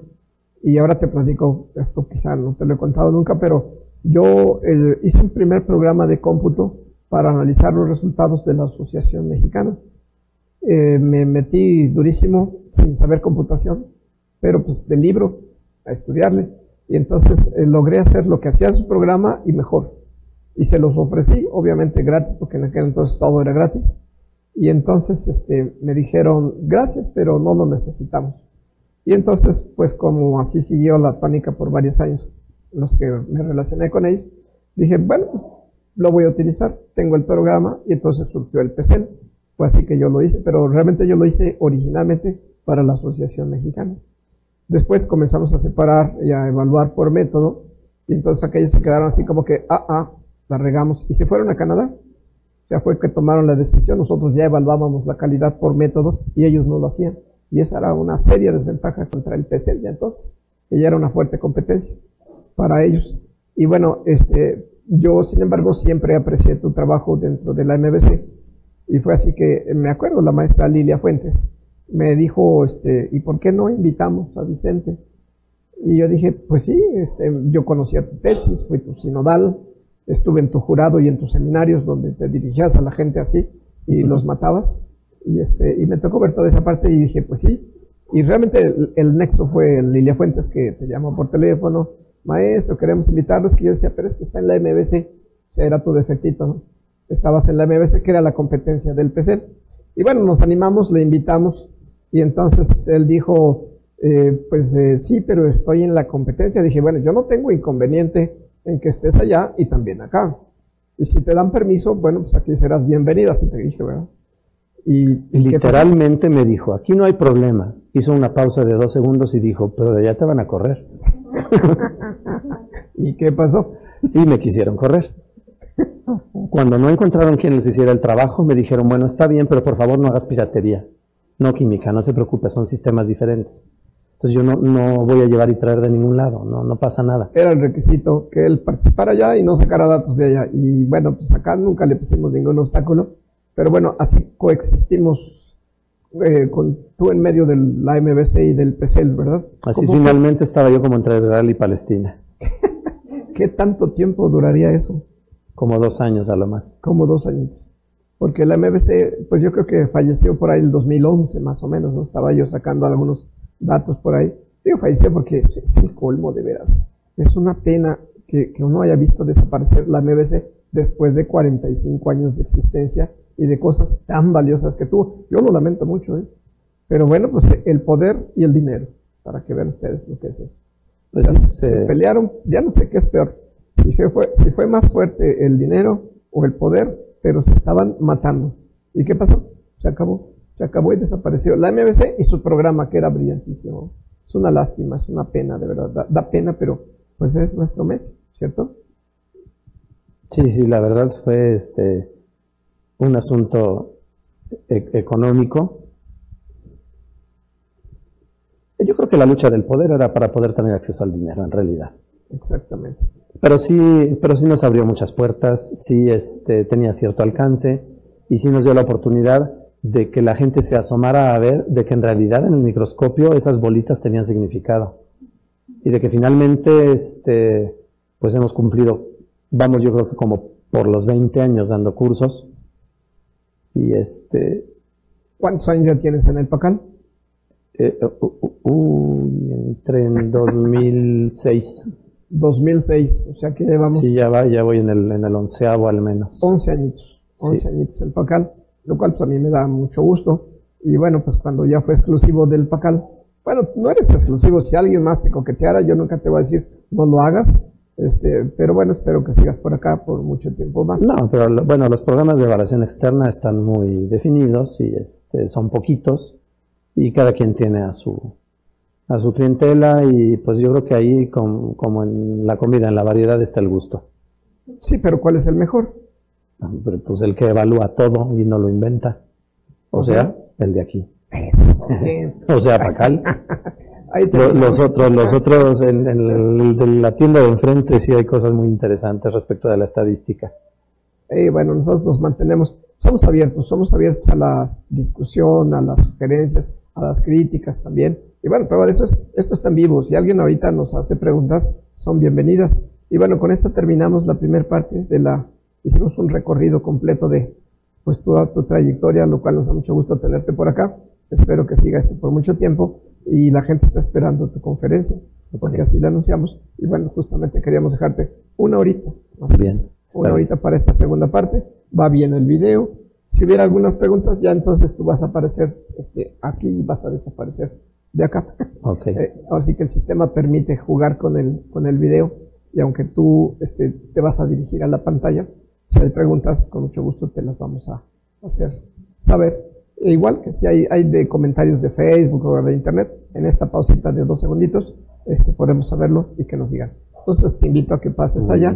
Gracias por esta brillante. Lo despedimos de la entrevista con un fuerte aplauso, por favor, y le damos la bienvenida con el mismo fuerte aplauso. Gracias, Vicente. Te agradecemos mucho tu apoyo. Entonces, cambio de silla. Yo creo que te conviene esta silla. Está programado más o menos así. salimos de foco nosotros. Adelante. ¿Hay preguntas, comentarios, algo que se quiera comentar? ¿No? ¿Alguien en la sala quiere alguna preguntita adicional? ¿No? Bueno, pues gracias. Adelante. Ok, me arranco pues. Bueno, entonces, pues esto finalmente se ha tratado de ver como esta primer diapositiva lo que hacemos. O sea, de verlo con gusto, de poner un poquito de imaginación, abrir la mente, porque como, bueno, le achacan al doctor Einstein que la mente es como el paracaídas. Si no se abre, no sirve. Y con el paracaídas es un ejemplo muy radical, ¿no? Si el paracaídas no se abre, te haces pinole. Si la mente no se abre, yo creo que te aburres muchísimo en el trabajo. Bien, entonces, miren, este asunto en el examen de la orina es, pues parte de que estamos hechos de células. Todo en nosotros está hecho de células. ¿Y esas células qué requieren? Bueno, pues requieren materiales de construcción y para su mantenimiento y requieren de energía. Y ahí la cuestión es que tanto el alimento como los desperdicios vienen por agua y se van por agua. Entonces llegan al organismo, ingerimos los líquidos y los nutrientes, se absorben en el aparato digestivo, pasan a la sangre en donde el corazón los va a bombear, los va a llevar a todo el organismo para que alimenten a todas las células que nos componen hasta la distancia más grande que pueda haber del impulso inicial hasta la última célula, llevando los nutrientes, recogiendo los desechos metabólicos de las células, y entonces pues tiene que haber alguien que los elimine. En su camino va a encontrar una serie de órganos, va a encontrar el hígado, por ejemplo, que aporta sustancias para que la sangre pueda circular, para que si se daña el conducto se pueda reparar, que lleva albúmina para que el agua pueda mantenerse atraída hacia el interior de la circulación, que lo mismo modifica una sustancia que fue ingerida en los alimentos para que sea útil al organismo, o lo mismo modifica un medicamento para que pueda ser eliminado. Y entonces, pues bueno, alguien tiene que eliminar los desechos. Entonces, de lo que resulta del metabolismo que es volátil, o sea, el dióxido de carbono, se elimina por los pulmones y todo lo que es soluble se va por los riñones. Entonces, son los encargados de mantener la composición del líquido extracelular, el líquido que va a alimentar a las células y a recogerles los desechos, de forma que las células puedan mantener su volumen y su funcionalidad y nos mantengamos vivos. Son extremadamente importantes. Y entonces, para monitorear su funcionamiento, pues hacemos examinamos el producto final que es eliminado, que es orina, que es, pues bien, todas las bibliografías, lo digo con confianza, lo describen como un ultrafiltrado del plasma. Bien, ustedes recuerden, un ultrafiltrado del plasma es el líquido cefalorraquídeo, la orina, el líquido pleural, el sinovial, y no se parecen nadita el uno al otro, ¿verdad? Búsquenle a los libros a ver qué es un ultrafiltrado, definición de ultrafiltrado. Pues realmente no viene en los libros. Lo más que hemos encontrado es entrevistar al profesor Armando Hoyos y que deduzca que es un líquido filtrado por Ultraman. Bueno, entonces, en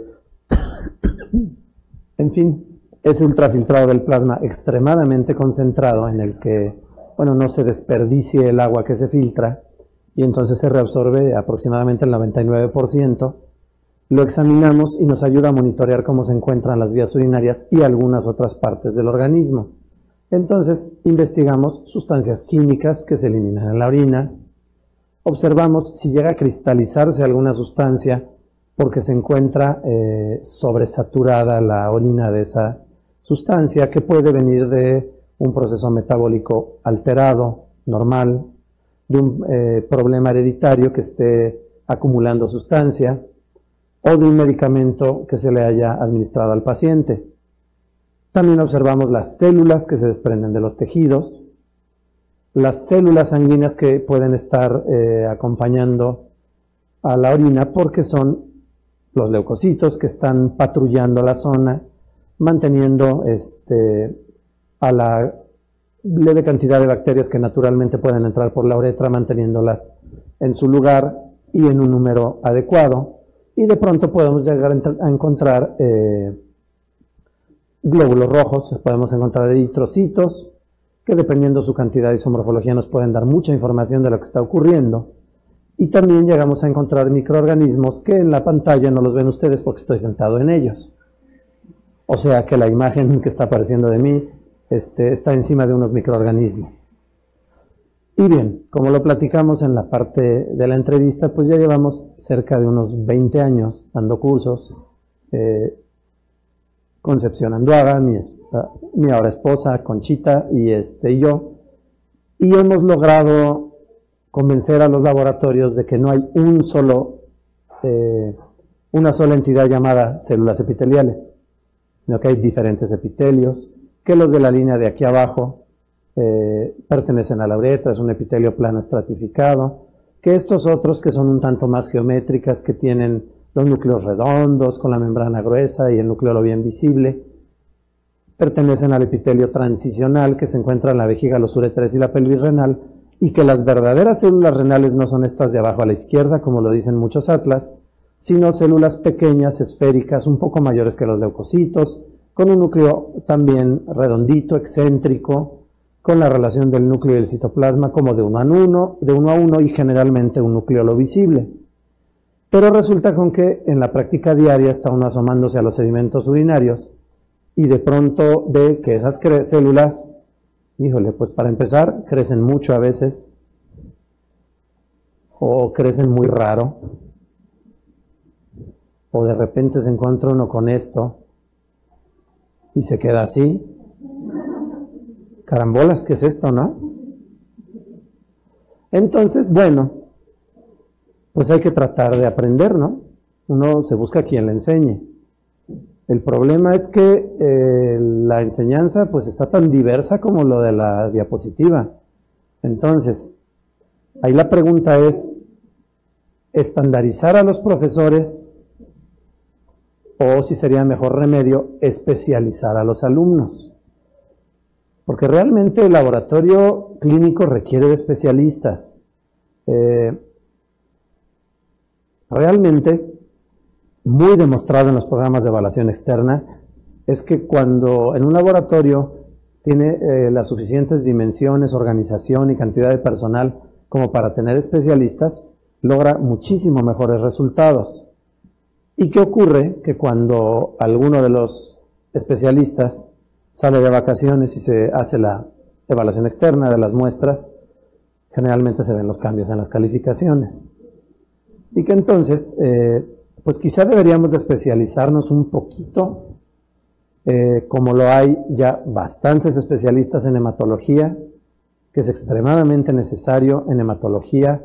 En bacteriología también hay mucha gente especializada porque son dos mundos enormes de conocimiento y de patologías, y que de pronto pues también por el lado del análisis microscópico de lo que no es la sangre, también creemos que debería de haber una poquitita de especialización y tener un poquito de gente que supiera reconocer lo que aparece por ahí en el microscopio. Y bueno, ahí la reflexión es, si en la sangre podemos hacer una cuenta diferencial de leucocitos, en donde reconocemos perfectamente a las células maduras, sanas, y tenemos una idea bastante clara de lo que es una célula anormal o con una maduración incompleta, ¿por qué no tenemos esa responsabilidad en los demás líquidos que analizamos, como la orina o los líquidos de derrame? ¿Qué sucede? Pues que el cáncer de vejiga, tal como lo manifiestan los urólogos en el mundo, información tomada de los últimos lineamientos que han emitido urólogos americanos y urólogos europeos, no ha cambiado en nada la epidemiología del cáncer de vejiga en los últimos 30 años, como si ha cambiado la del cervicouterino o el cáncer de mama.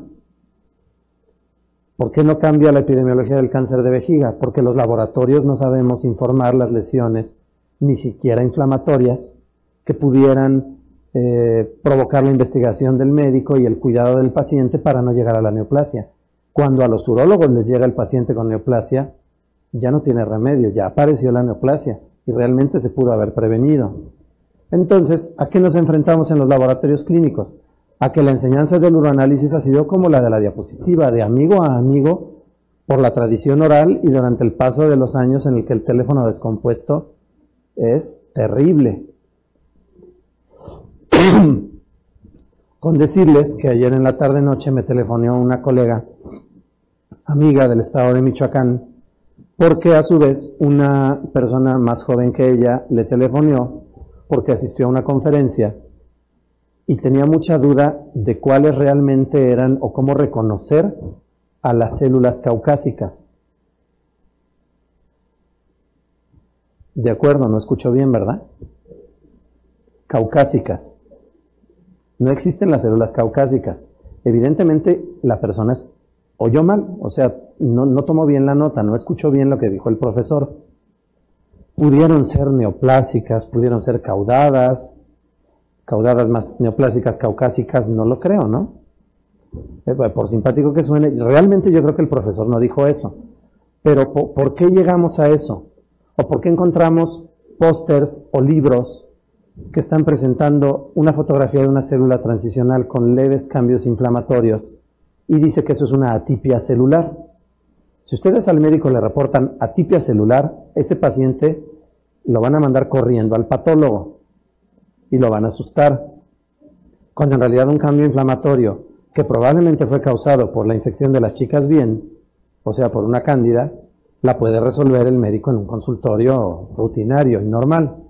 Entonces, bien, uno se dirige a los libros y que encuentra, híjole, más interrogaciones que respuestas. Y es que miren, en esto de la historia de la enseñanza del examen de la orina, pues tiene sus capítulos, tiene sus episodios, ha habido muy buen y muy mal material. Este es un ejemplo de un libro excelente, el autor es Karl Hoffmann, fue editado en 1886, y de pronto aquí leyendo acerca de las células, pues les digo lo que es lo que está encerradito, la letra es un poco pequeña para leerla en la pantalla, y está en inglés, y está mencionando que las células de la base del epitelio transicional son caudadas, que son unipolares, o sea que tienen la colita hacia un solo lado, y que si se llega a observar células caudadas, pero bipolares las llama porque tienen la cauda, la colita, el estiramiento del citoplasma hacia los dos lados, requiere una observación en especial porque esas células es muy probable que aparezcan por una neoplasia. Y eso es completamente cierto. Encontramos, por ejemplo, en libros de 1890 aproximadamente, que estaban hechos con dibujos. No había cámaras en los microscopios.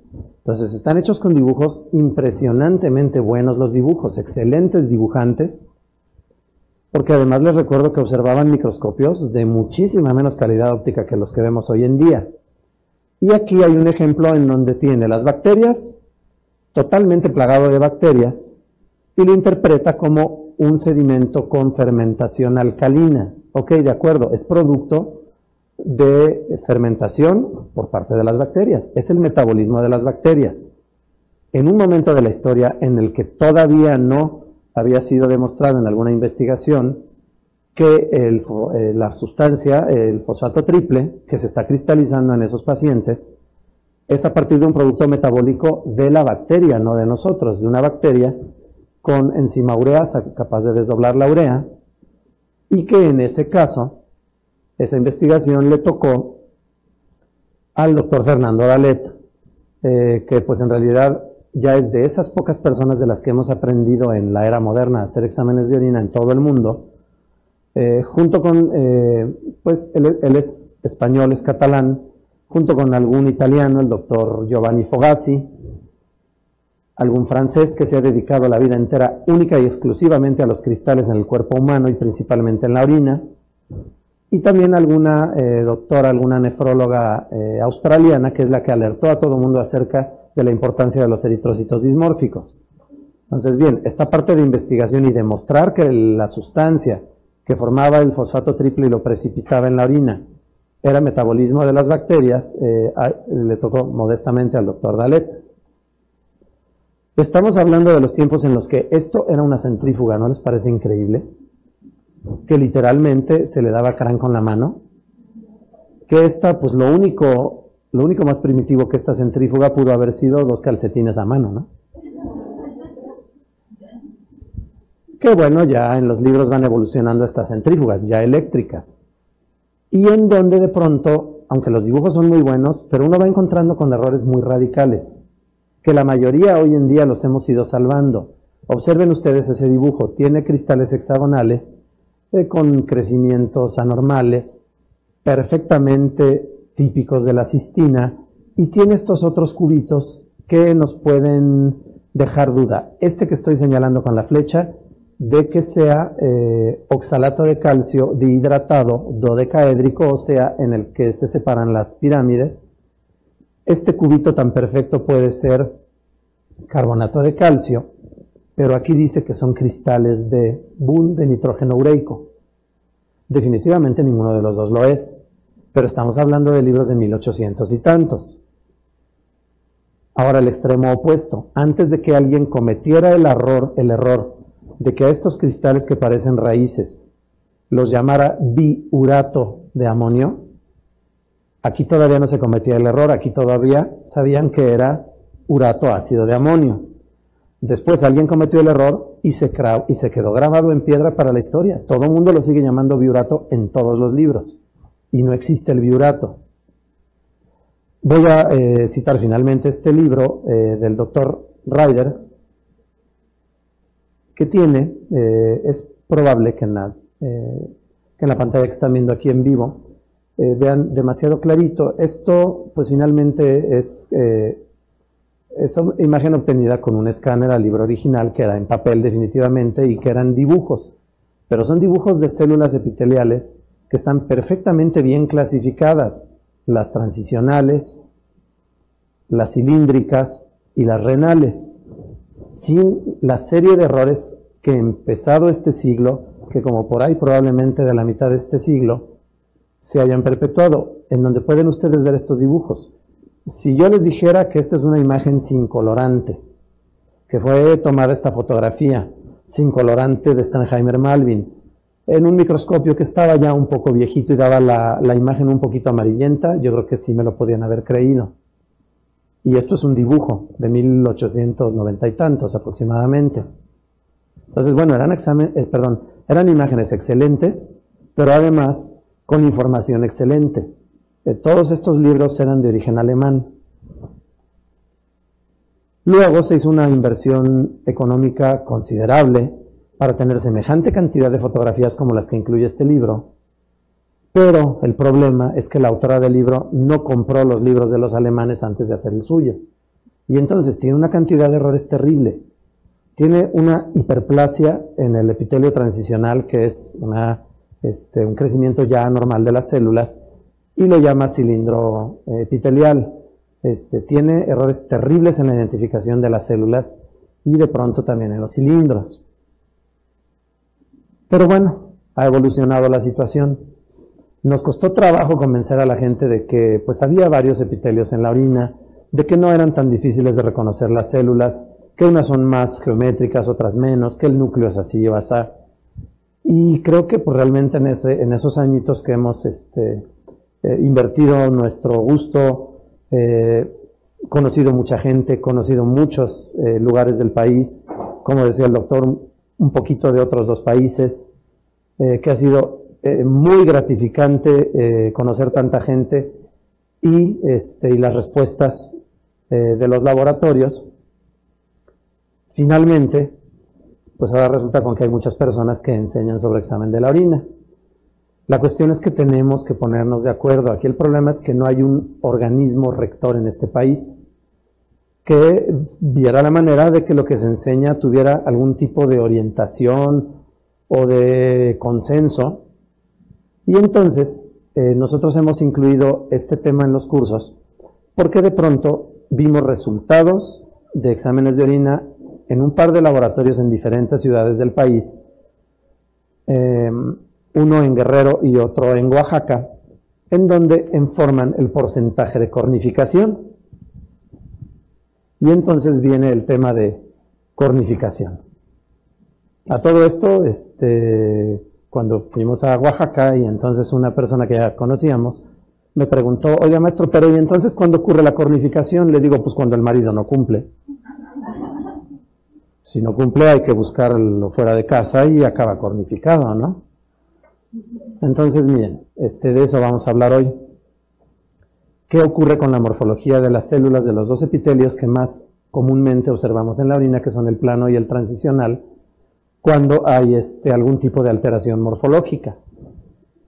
Entonces, miren, aquí la idea con el epitelio plano estratificado parte de que nos figuremos cómo es y para qué está en el organismo el epitelio plano estratificado. Ustedes imagínense, a ver si les gusta este ejemplo. Imagínense que en el jardín el pasto está muy bonito, muy cuidado, recortadito.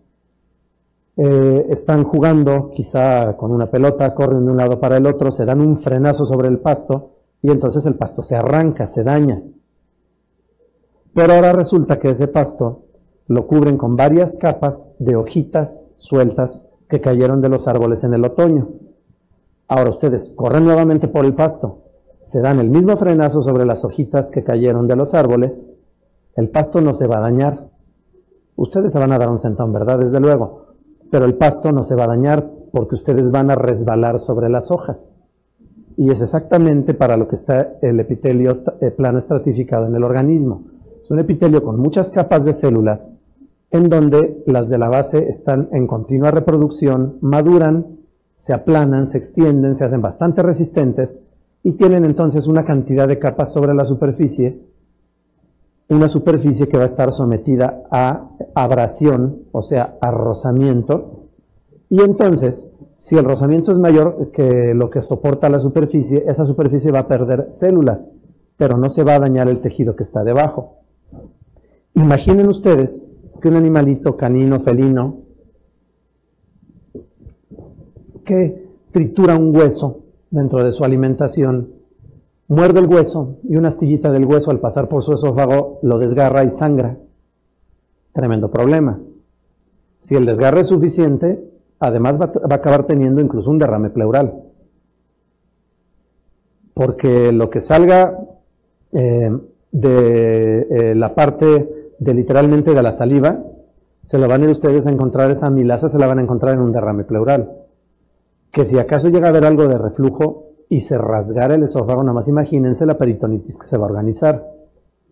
Ok, entonces, el esófago, en donde encontramos el epitelio plano estratificado, lo encontramos sobre la piel.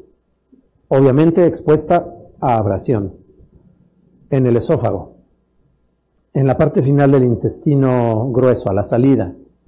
Y en el epitelio vaginal son zonas sometidas a abrasión, en donde entonces se perderán células de la superficie, pero no se daña el tejido que está de fondo.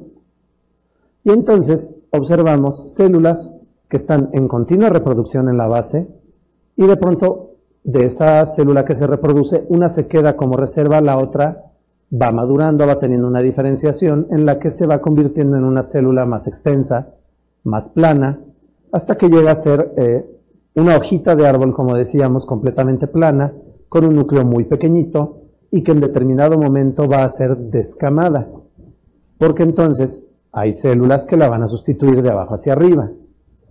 Ese mecanismo ocurre porque como son zonas que van a perder células continuamente por ese rozamiento, entonces necesitan ser sustituidas y es un proceso continuo. Que si es la piel, entonces presenta una capa queratinizada más gruesa de escamas completamente rígidas. Y que entonces, bueno, vamos a observarlas en un corte de tejido. Están las células de la base muy pequeñas, redonditas, en reproducción, se van extendiendo, llegan a la superficie y se desprenden. Vamos por capas, y entonces las de la base que tienen un núcleo que ocupa buena parte de la célula son esféricas, se van convirtiendo en elípticas, su núcleo también se va haciendo un tanto elíptico, siguen teniendo volumen, y bueno, ya en forma muy específica los citólogos para los exámenes ginecológicos las llaman parabasales.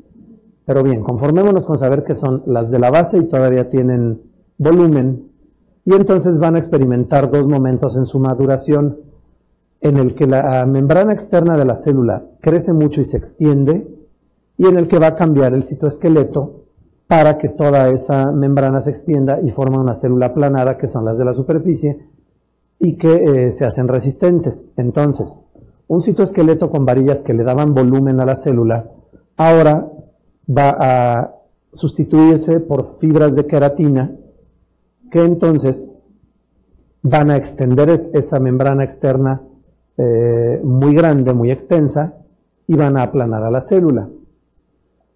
En esas células intermedias vamos a observar una gran cantidad de gránulos en el citoplasma que no deben confundir con bacterias ni con ningún tipo de microorganismo, que los han llamado de queratohialina y contienen profilagrina.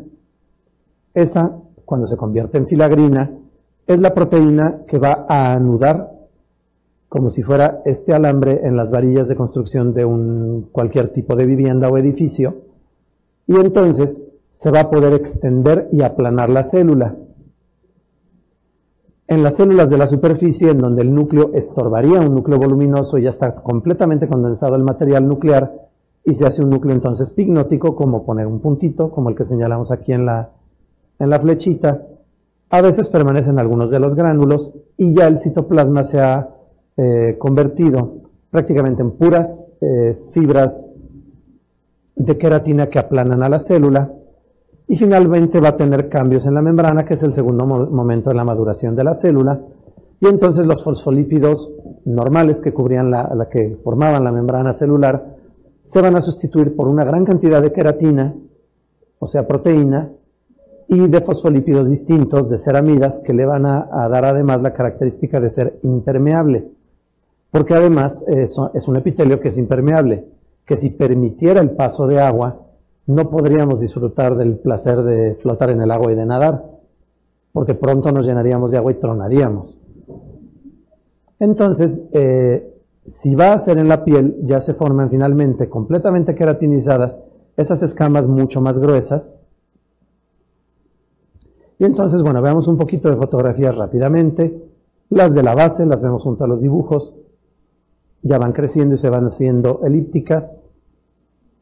Van creciendo y las encontramos con abundantes gránulos, pero ya son células aplanadas de bordes irregulares, con el núcleo que se está convirtiendo en algo más pequeño, hasta llegar a las de la superficie, que tienen un núcleo pignótico. Entonces, bien, aquí está el dibujo y la fotografía.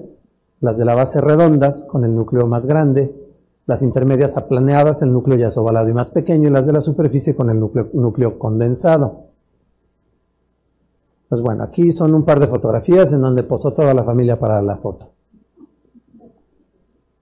Y las de la superficie, en donde a veces todavía se ve una gran cantidad de gránulos, son muy extensas, aplanadas, de bordes irregulares, y el núcleo ya está bien condensado.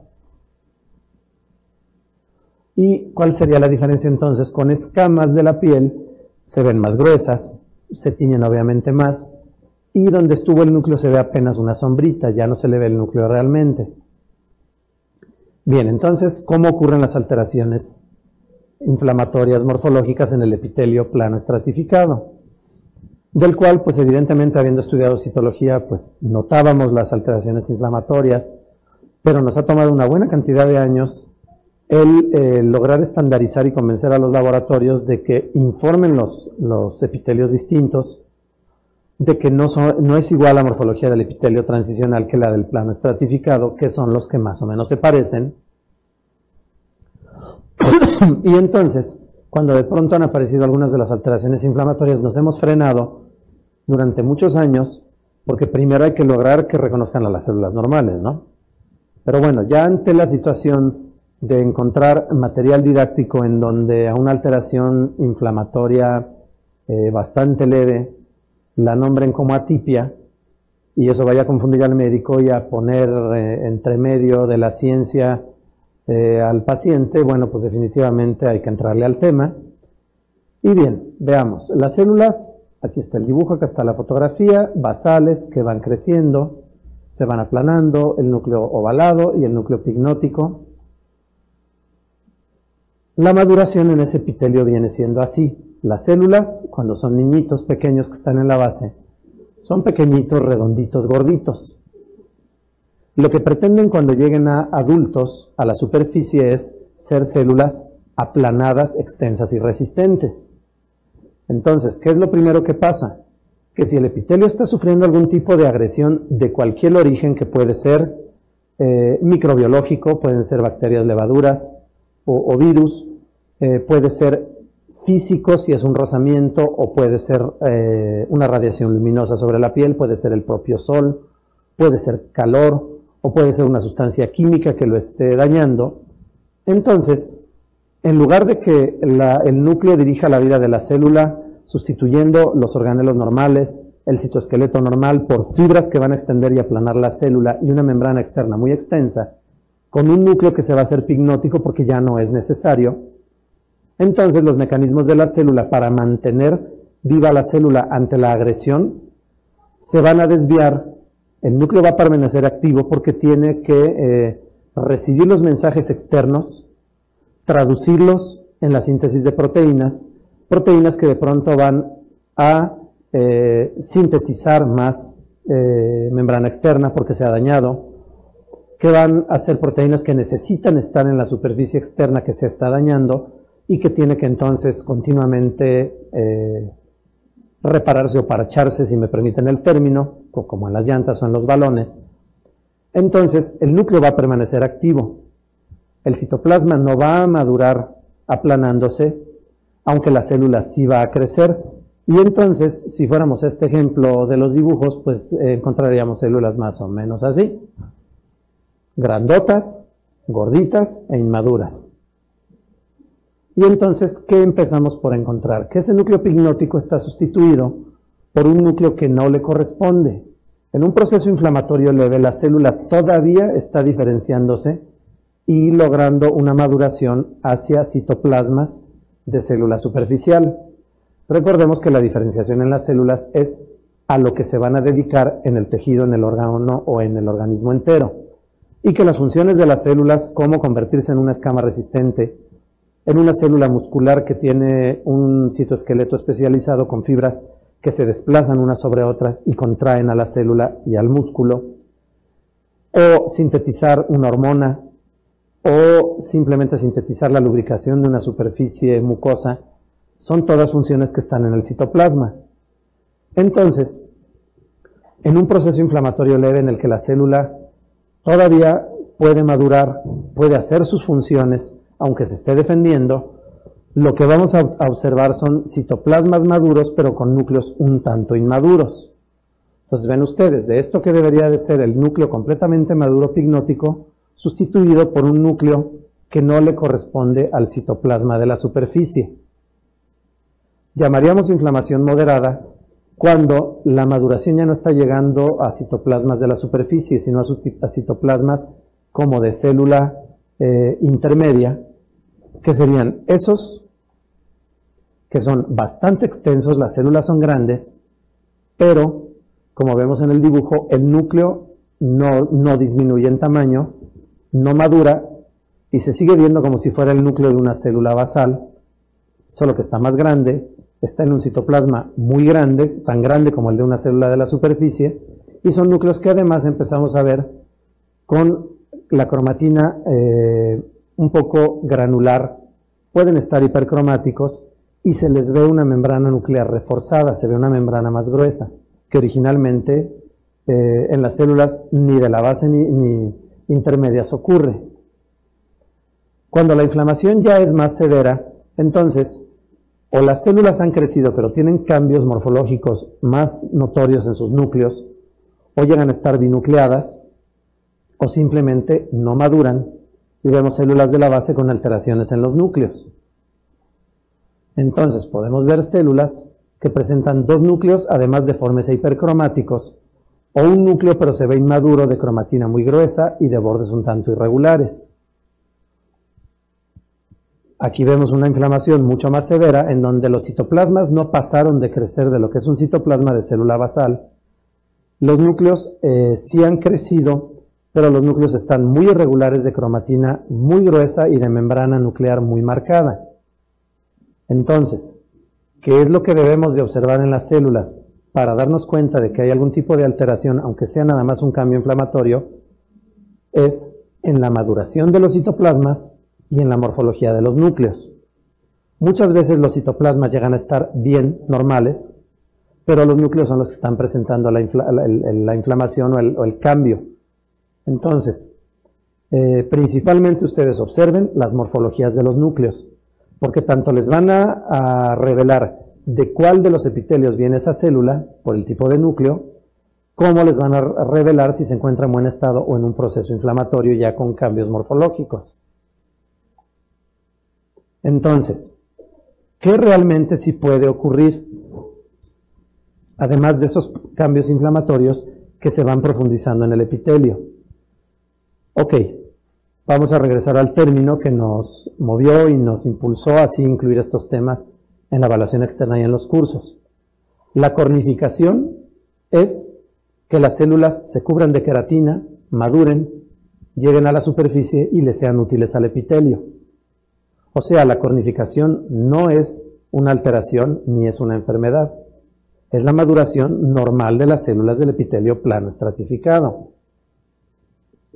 Detectaríamos un problema en el epitelio plano estratificado por la no cornificación, que es lo que estaría ocurriendo con esas células a las que no les maduró el citoplasma y a las que el núcleo se les deformó, que son las de las fotos anteriores.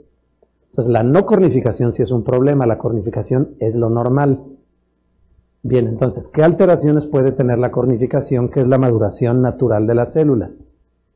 Bueno, en los extremos. En el extremo de abajo, que sería que una célula de la base esté queratinizada. No le corresponde a las células de la base estar queratinizadas, sino a las de la superficie. La célula de la base queratinizada sería una paraqueratosis. Y lo que puede ocurrir es que se engruese la capa de células queratinizadas, que además va a ir acompañada de ciertos cambios morfológicos, porque las células van a tender a hacer pequeños nidos de células enrolladas unas sobre las otras, y eso sería una hiperkeratosis, y es lo más común como alteración de la queratinización. Ustedes lo pueden observar sobre la piel. En la piel se observaría como un engrosamiento de la piel que tiene exactamente el mismo color que la piel original, y que puede ser lisito o puede ser rugoso. Si es rugoso sí suele causarle molestias a la persona, si es lisito no causa molestias. Cuando es rugoso incluso se ve inflamación alrededor y es muy probable que haya que recurrir a un dermatólogo para que lo queme.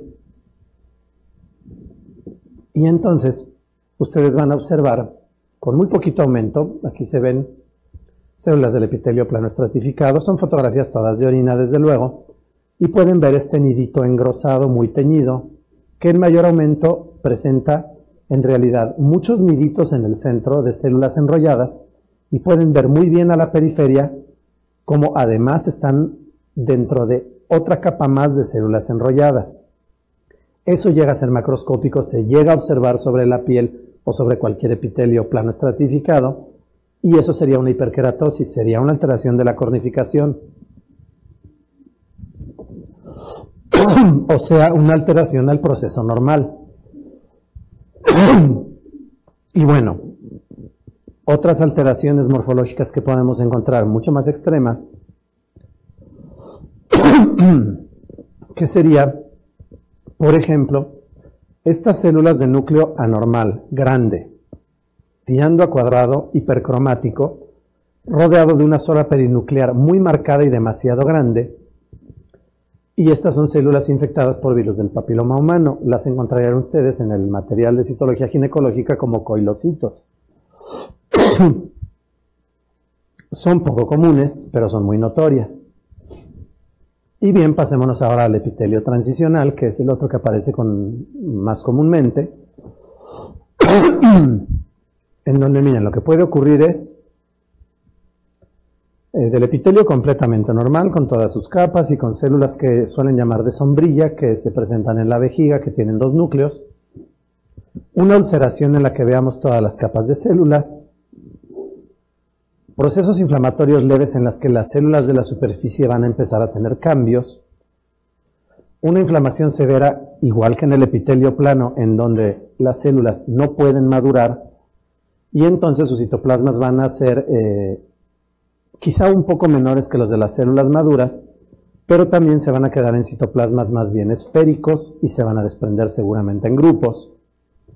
Y ya en el lado anormal, pues podemos tener hiperplasias que sean benignas, en donde se va a ver como un racimo de uvas que se desprende del epitelio, que está formado por células transicionales, pero poco maduras, que entonces en lugar de ser, digamos, en lugar de ser hexagonales, en lugar de ser geométricas, se van a ver aproximadamente esféricas. Se van a parecer muchísimo a células renales, a células de los tubos renales, pero van a estar formando un racimo como si fuera un racimo de uvas, y que puede ser benigno o maligno, y ya realmente la diferenciación morfológica es bastante sutil, y realmente lo ideal es que caiga en manos de un especialista, de un citólogo, un patólogo. Y también podemos encontrar neoplasia plana en el epitelio transicional, que sería ya llegando acá al extremo izquierdo, en donde vemos células, como mencionaba el libro de 1886, que son células iguales a las basales, pero en lugar de tener de un solo lado la cauda, la tienen de los dos lados. Entonces veámoslas por partes. Una ulceración que tiene células desde renacuajitos de la base hasta células extensas de la superficie, pasando por la célula intermedia con un solo núcleo y bastante geométrica, y la presencia de buena cantidad de eritrocitos, a cuando pasamos a alteraciones un poquito mayores. Estas ya son alteraciones inflamatorias, en donde vemos células intermedias o de la superficie que, primero, de la superficie que normalmente solo tienen dos núcleos, ahora llegan a presentar más de dos núcleos. 3 o más núcleos en un citoplasma muy extenso ya no es completamente normal. Y la otra opción es que, por el contrario, el citoplasma esté un poco más contraído, un poco más pequeño, pero presente núcleos con alteraciones como este núcleo que es grande, mucho más grande que el otro. Los núcleos originalmente son de tamaños muy iguales, y en este ya va avanzando porque hay un núcleo más grande que el otro, tiene la membrana demasiado gruesa, la cromatina muy dispersa, pero presenta en este caso algo que parece 3 nucleolos muy grandes en un núcleo y 3 en el otro, y son nucleolos grandes y redondos. Entonces, bien, el cambio del tamaño del núcleo, el cambio del contorno, que ahora está irregular en lugar de ser bien redondito, y la diferencia de tamaño entre los núcleos son cambios inflamatorios. Si ustedes participan en la evaluación externa del PACAL y son un poquito suspicaces de la explicación anterior, van a sacar mucho provecho este mes. Entonces, aquí vemos los dos datos. La célula demasiado grande, con 3 núcleos, y uno de los 3 núcleos es demasiado grande, con la cromatina muy gruesa, el núcleo muy grande, y los bordes un tanto irregulares, los bordes del núcleo. Esto es mucho más grande que el anterior, esta tiene 5 núcleos, y hay marcadas diferencias de tamaño entre los núcleos, y además bordes nucleares terriblemente irregulares, además de cromatinas demasiado gruesas. Entonces, bien, esos son cambios inflamatorios. Aquí hay una mucho más grande, que definitivamente resulta de la fusión de varias células, pero además presenta los cambios en los núcleos, este núcleo demasiado grande con este grupo de cromatina que realmente no es el nucleolo, los nucleolos son más pequeños y más redondos, y que en los libros de citología se les llama cromocentros.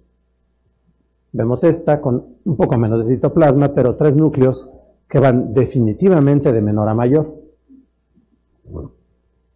Ahora, células más pequeñas, células que no lograron madurar, pero que sí tienen núcleos terriblemente alterados. Estas son células intermedias, pero con este núcleo terriblemente grande, de cromatina demasiado gruesa y de membrana nuclear también más engrosada. Aquí tenemos una célula normal, intermedia, hexagonal, bonita, el núcleo de bordes perfectamente regulares, un núcleo ligeramente elíptico, pero redondito, con un nucleolo completamente normal, y la de junto que tiene el núcleo demasiado grande, de borde irregular, con el nucleolo pues todavía relativamente normal en cuanto a su tamaño, pero la cromatina en general está de grumos demasiado gruesos. Aquí nuevamente hay células que tienen el citoplasma un poquito disminuido, pero sobre todo lo que llama la atención es este núcleo al centro, que tiene los bordes muy irregulares y la cromatina repartida en grumos demasiado gruesos. Ahora vamos al siguiente paso. Ya es una inflamación realmente muy severa y las células ya no están logrando madurar y convertirse en células hexagonales o en células geométricas. Y entonces vemos que se desprenden células con un núcleo de célula transicional realmente, redondo o elíptico, pero de membrana gruesa y con el nucleolo bien visible. Aquí estoy señalando varios nucleolos, pero en grupos de células que no son un racimo, que pueden ser tan irregulares como la presentación aplanada, en donde las células son alargadas hacia los dos lados, aunque tengan el núcleo del tamaño y la forma muy parecido al de una célula basal. Esto lo podemos ir observando así: células que ya dejaron la capa basal, ya no tienen la colita, son intermedias y están medianamente normales. Este núcleo sigue con un poco de cambios inflamatorios que ya describí, y esta célula como de la base, pero muy grande. Tenemos este grupo de células basales en donde estos citoplasmas del extremo izquierdo ya son demasiado largos, pero no han perdido la polaridad, sigue siendo una sola colita. Esta célula que está teñida con azul de metileno tiene la prolongación demasiado larga, ya está creciendo para el otro lado y además tiene un núcleo hipercromático muy irregular. Y esta que ya es definitivamente una célula neoplásica, como las que describía desde ese libro de 1800 y tantos, y están perfectamente descritas actualmente. En español solemos llamarlas fibroideas, que tiene el núcleo al centro, un núcleo quizá no muy alarmante, pero sí está localizado en un citoplasma extremadamente largo y con dos colitas. Mientras que una célula de la base normal, de la base del epitelio transicional sin cambios morfológicos, medirá aproximadamente unas entre 25 y 30 micras de largo, estas pueden llegar a medir probablemente 80 o 100 micras. Entonces tienen las dos colas y además son mucho más grandes. Aquí igual con azul de metileno, pero las vemos agrupadas, las podemos encontrar solas como en la otra foto, o agrupadas formando pues como algunos racimos de células, y estas con un poquito más de aumento, desde luego del mismo paciente, con tinción de Sternheimer-Malvin, la rutinaria, en donde vemos además que la morfología de los núcleos es muy alterada, pero sobre todo que es la disposición y el acomodo de esos grupos de células es completamente anormal. Y bueno, espero más o menos haber atinado el tiempo, haberles hecho un panorama de que, en resumen, cuando los epitelios algo los está agrediendo y hay un proceso inflamatorio que es definitivamente una defensa del organismo para detener a lo que lo está agrediendo, entonces va a llegar el momento en que realmente las células cambien. La primera idea de por qué cambian es porque en lugar de madurar y convertirse en células de la superficie completamente normales, van a tener que mantener activo su núcleo y activo su citoplasma para sintetizar las sustancias que sean necesarias para defender a la célula o para tomar la decisión, si es lo mejor para el organismo, de que esa célula muera. En donde el tema de la muerte celular y su morfología pues realmente es muy interesante, y pues quizá en alguna ocasión podamos verlo en alguna conferencia de este tipo, de las de los jueves. Y entonces realmente ya cambia la morfología. Las células primero no maduran, van alterando sus núcleos. Ustedes en donde primero tienen que observar si las células tienden a la inflamación es en los núcleos. Luego, si los citoplasmas ya son inmaduros, si las células se están agrupando de forma anormal, o si definitivamente han perdido totalmente la polaridad y ya presentan características de célula neoplásica. Y bueno, ocurre muchísimo. Alteraciones inflamatorias en el epitelio plano estratificado rutinarias por Gardnerella y Cándida. La Gardnerella más tendiente a hacer alteraciones en las células de la superficie. Además, ustedes observan células de la familia peluche, o sea, células clave llenas de bacterias. Le pueden hacer la prueba del KOH como si fuera un examen vaginal. Les da perfectamente confiable la reacción. y la cándida, que hace alteraciones bastante más fuertes en los núcleos y además en núcleos de la base del epitelio. Y eso va de la mano con sus mecanismos. La Gardnerella vive en células de la superficie y la cándida, cuando ataca al tejido, lo hace con el desarrollo de pseudohifas que van a invadir el tejido y que van a dañar a las células de la base. También entonces están los virus y que son un poquito más complicados de observar en el epitelio plano estratificado, más fáciles de observar en el transicional porque hacen hiperplasias, y alteraciones inflamatorias como las que observamos ahorita en el epitelio transicional de núcleos muy grandes, es muy común que esté acompañado entonces de cándida. Ahí recordando que ustedes no le inventen una cándida donde no la vean, o sea, la imagen de las células los orienta a buscarla. Si no la encuentran y las alteraciones son epitelio transicional, nada más recuerden que la vejiga retiene a la orina durante bastante tiempo y que los problemas llegando al cáncer de vejiga son más bien ocupacionales y es por las sustancias tóxicas que permanecen varias horas en contacto con ese epitelio y acaban alterándolo.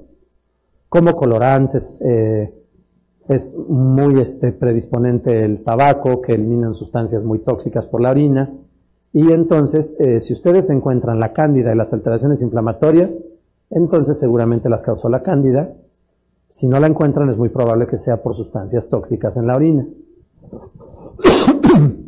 Bien, entonces, pues gracias, espero más o menos haber cumplido el tiempo y pues adelante, doctor, si hay alguna forma de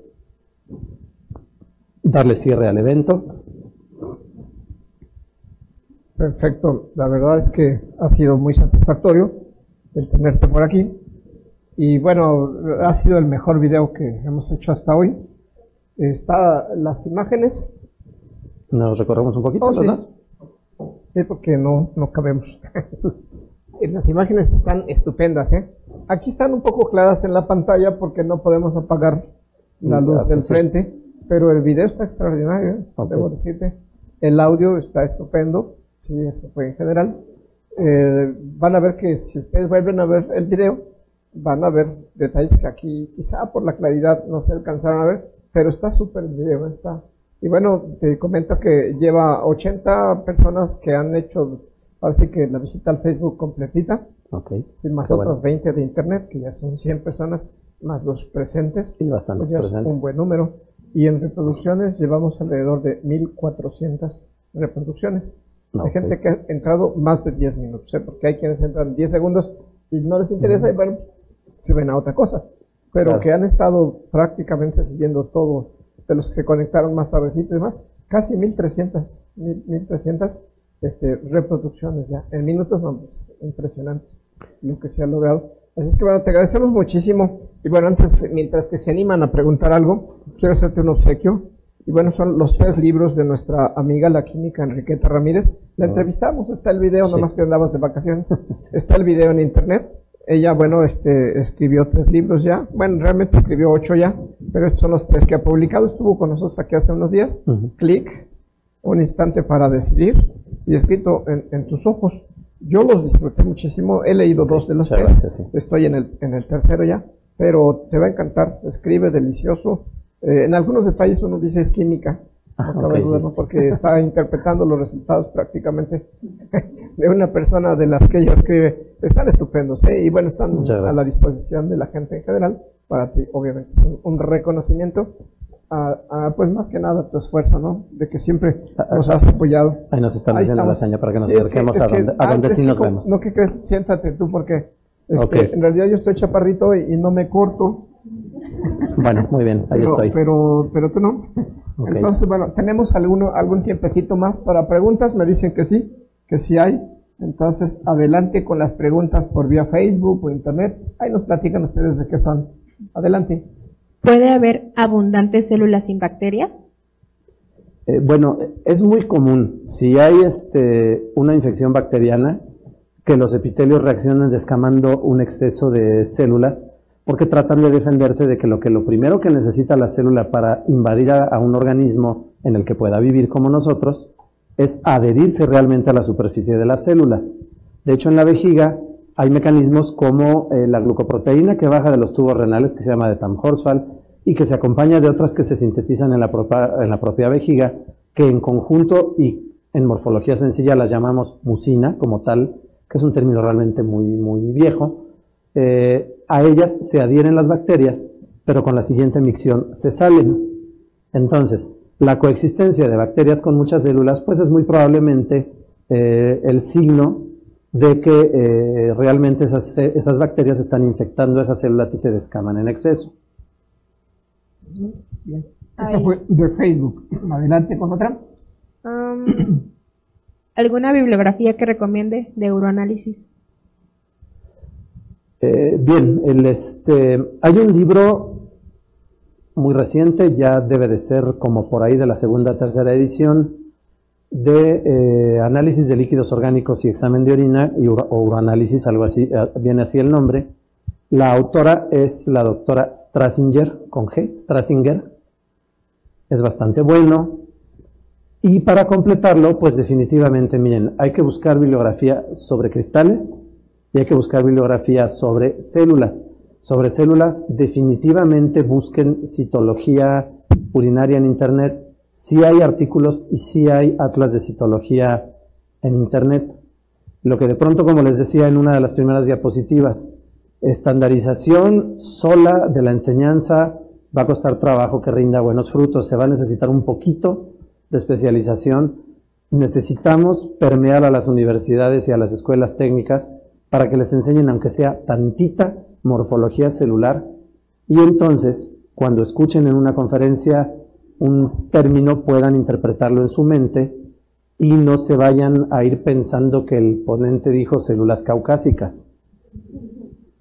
Bueno, es el problema de las escuelas. Yo me acuerdo, yo como QVP, que bueno, siempre he platicado que soy orgullosamente QVP, pues sí, pero QVP que no llevó hematología. ¿Por qué razón? Porque por 25 años seguidos no se dio hematología en la Escuela Nacional de Ciencias Biológicas. Entonces yo platico, ¿saben cuántas biometrías hicimos en 5 años de carrera? Una.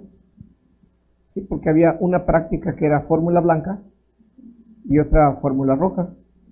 Pero además las sangres que vimos eran de los compañeros que valientemente y para impresionar a las muchachitas se dejaban tomar muestras, ¿no? Entonces entre el jugueteo de cómo se toma la muestra, la toman, el show y se desmayan o se hacen los valientes. O sea que los muchachos se dejaban picar para poner el ejemplo. Pues sí, pero entonces ¿saben cuántas células anormales vimos en 5 años de carrera? Ninguna. Pues no. Solamente contamos bolitas. Eso sí, entendimos que si tenían núcleo, pues eran leucocitos. Y si no tenían, pues eran eritrocitos. Así me quedó bien grabadito desde entonces. Pero así fue. ¿Saben cuántas prácticas de uroanálisis en 5 años de carrera? Una. Pues sí, pero la misma historia. Eran orinas de jóvenes estudiantes. ¿Saben cuántas levaduras vimos? Pues ninguna. ¿Cuántas células anormales vimos en 5 años? Ninguna. A nosotros nos ocurrió lo mismo. Hicimos una práctica de uroanálisis en la universidad con muestras de los compañeros y pues realmente lo único emocionante que ocurrió ese día es que en una de las orinas había ahí unas cositas que se movían y no paraban. Ese hizo famosísimo el dueño de esa orina. Pues tuvo un sueño erótico, normal. No sabemos si hubo fiesta, si hubo fiesta anoche o nada más. No, fue puro calentón. Luego finalmente ocurre como con las canas. O sea, con encontrar espermatozoides en la orina es como las canas. Yo me acuerdo cuando me preocupaba ver que me había salido una cana. Ahora no saben cómo desearía que me salieran unas cuantas para cubrir el hueco. Los espermatozoides igual, salen de joven a nadie le importa, salen de viejito aguas. Aguas porque acuérdense, ¿qué es lo que los hombres siempre deseamos durante toda la vida? Pues el poder, ¿no? Jóvenes, el poder físico. Medianos, el poder económico. Viejitos, el poder orinar. Bueno. ¿Hay más preguntas de internet, de Facebook? Alejandra Zavala Romero pregunta que si la prueba de KOH se hace con sedimento urinario sin teñir. Miren, realmente la prueba de KOH, yo no la suelo hacer en el sedimento porque les desbarata todo lo que quisieran haber observado en el sedimento, si tenían alguna duda. Realmente basta con tomar de entre medio y 1 mililitro en otro tubito de la orina tal cual antes de centrifugar, o sea, la que quedó en el frasquito, y agregarle 4 gotitas de KOH, lo mezclan con un palillo de madera y olfatea, bueno, y le dan a olfatear el palillo de madera a quien más mal les caiga. Porque huele horrible, ¿eh? Y no se les olvida el resto del día. ¿Pero huele a azufre o qué huele? No, huele a pescado echado a perder. Ah, ese era lo que quería. Ya está, con pescado echado a perder. Es el mojarrazo, órale, a ver, olfatea esto. Es clarísimo. Y si tienes alumnos de servicio social, pues se los dan a olfatear a ellos. Son los esclavos. Se están codeando porque son alumnas de servicio social, me imagino. ¿Alguna otra? Sí. Raúl Tadeo Torres pregunta: ¿las reacciones inflamatorias que causan cambios morfológicos serían crónicos o agudos? Cuando ustedes empiezan a observar una cierta inmadurez en los citoplasmas y empiezan los cambios en el núcleo, son agudos. Cuando definitivamente ya no madura para nada ninguno de los dos epitelios y lo que encuentran es el epitelio entero cubierto por células de la base, es cuando ya están crónicos. Y cuando se están ya acercando a lo neoplásico, pues es definitivamente mucho más crónico. En términos generales, lo único que hace cambios inflamatorios muy radicales y en forma más aguda en ambos epitelios es el virus del papiloma humano. ¿Ok? ¿No quiere? ¿Sale mal? Bueno, en realidad, lo que pasa es que ya les cambié aquí el panorama de... Pero bueno, estábamos un poco incómodos ahí. Agradecemos mucho tu presencia. Le hacemos entrega, además de el reconocimiento, los diplomas. Los diplomas, perfecto. Y a la sala, la audiencia también les entrega. No hay ninguna pregunta aquí en la sala, lo cual nos da mucho gusto que haya mucha gente. Eres taquillero, no cabe duda. Están invitados. Bueno, ya hasta olvidé las fechas, pero la discusión de resultados es la que sigue miércoles de la semana próxima. Sí, el día 13. Al día siguiente hay una conferencia que es acerca de los diferentes sistemas automatizados para identificación de bacterias. Luego el día 20 es construcción de gráficas de Levi Jennings en Excel. Vamos a ver desde parvulitos de Excel. Sí, porque ahorita, si vieron al ratoncito, había un ratoncito volador ahí. Ahí sí se veía verdaderamente el ratón, que era lo único que se veía. ¿Sí viste? Bueno, te entregamos tu reconocimiento. Muchas gracias. Te aplaudimos. Cerramos la transmisión, nos despedimos de todo el auditorio, les agradecemos mucho su presencia. Ya me parezco al señor presidente. Si han visto que tal vez se ha equivocado, vean los videos, ahí están en la página del PACAL, es impresionante. Yo de despedidita, yo le agradezco profundamente al doctor y a todo el personal de PACAL la enorme oportunidad que ha sido participar en un programa de evaluación con tanta gente que han visitado tanto en sus conferencias como en sí la evaluación externa, porque realmente el gusto por la citología y de las ganas de enseñar algo, la evaluación externa ha sido el instrumento perfecto para torcerles la manita y que se pongan a estudiar. Y bueno, esperemos que no les haya parecido muy forzado aprender así las cosas, pero hemos visto un cambio enorme, es muy satisfactorio. Y la verdad es que se lo debemos a las personas audaces que organizan las cosas, como el doctor que arrancó de cero en PECEL, junto con las personas que arrancó, junto con las que cuenta hoy, las que pasaron en toda la historia. Pero bueno, finalmente alguien tiene que tener el valor de iniciar las cosas. Es como las fiestas o los conciertos de música, hace falta valor para organizarlos. Entonces, bueno, les agradecemos muchísimo porque nos han permitido vivir de lo que nos gusta y compartirlo y que sirva de algo. Y sobre todo, en beneficio de la salud. Eso es para lo que estamos trabajando. A mí no se me olvida.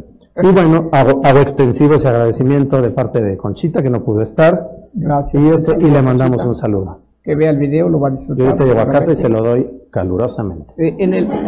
La ventaja se puede ver en el celular.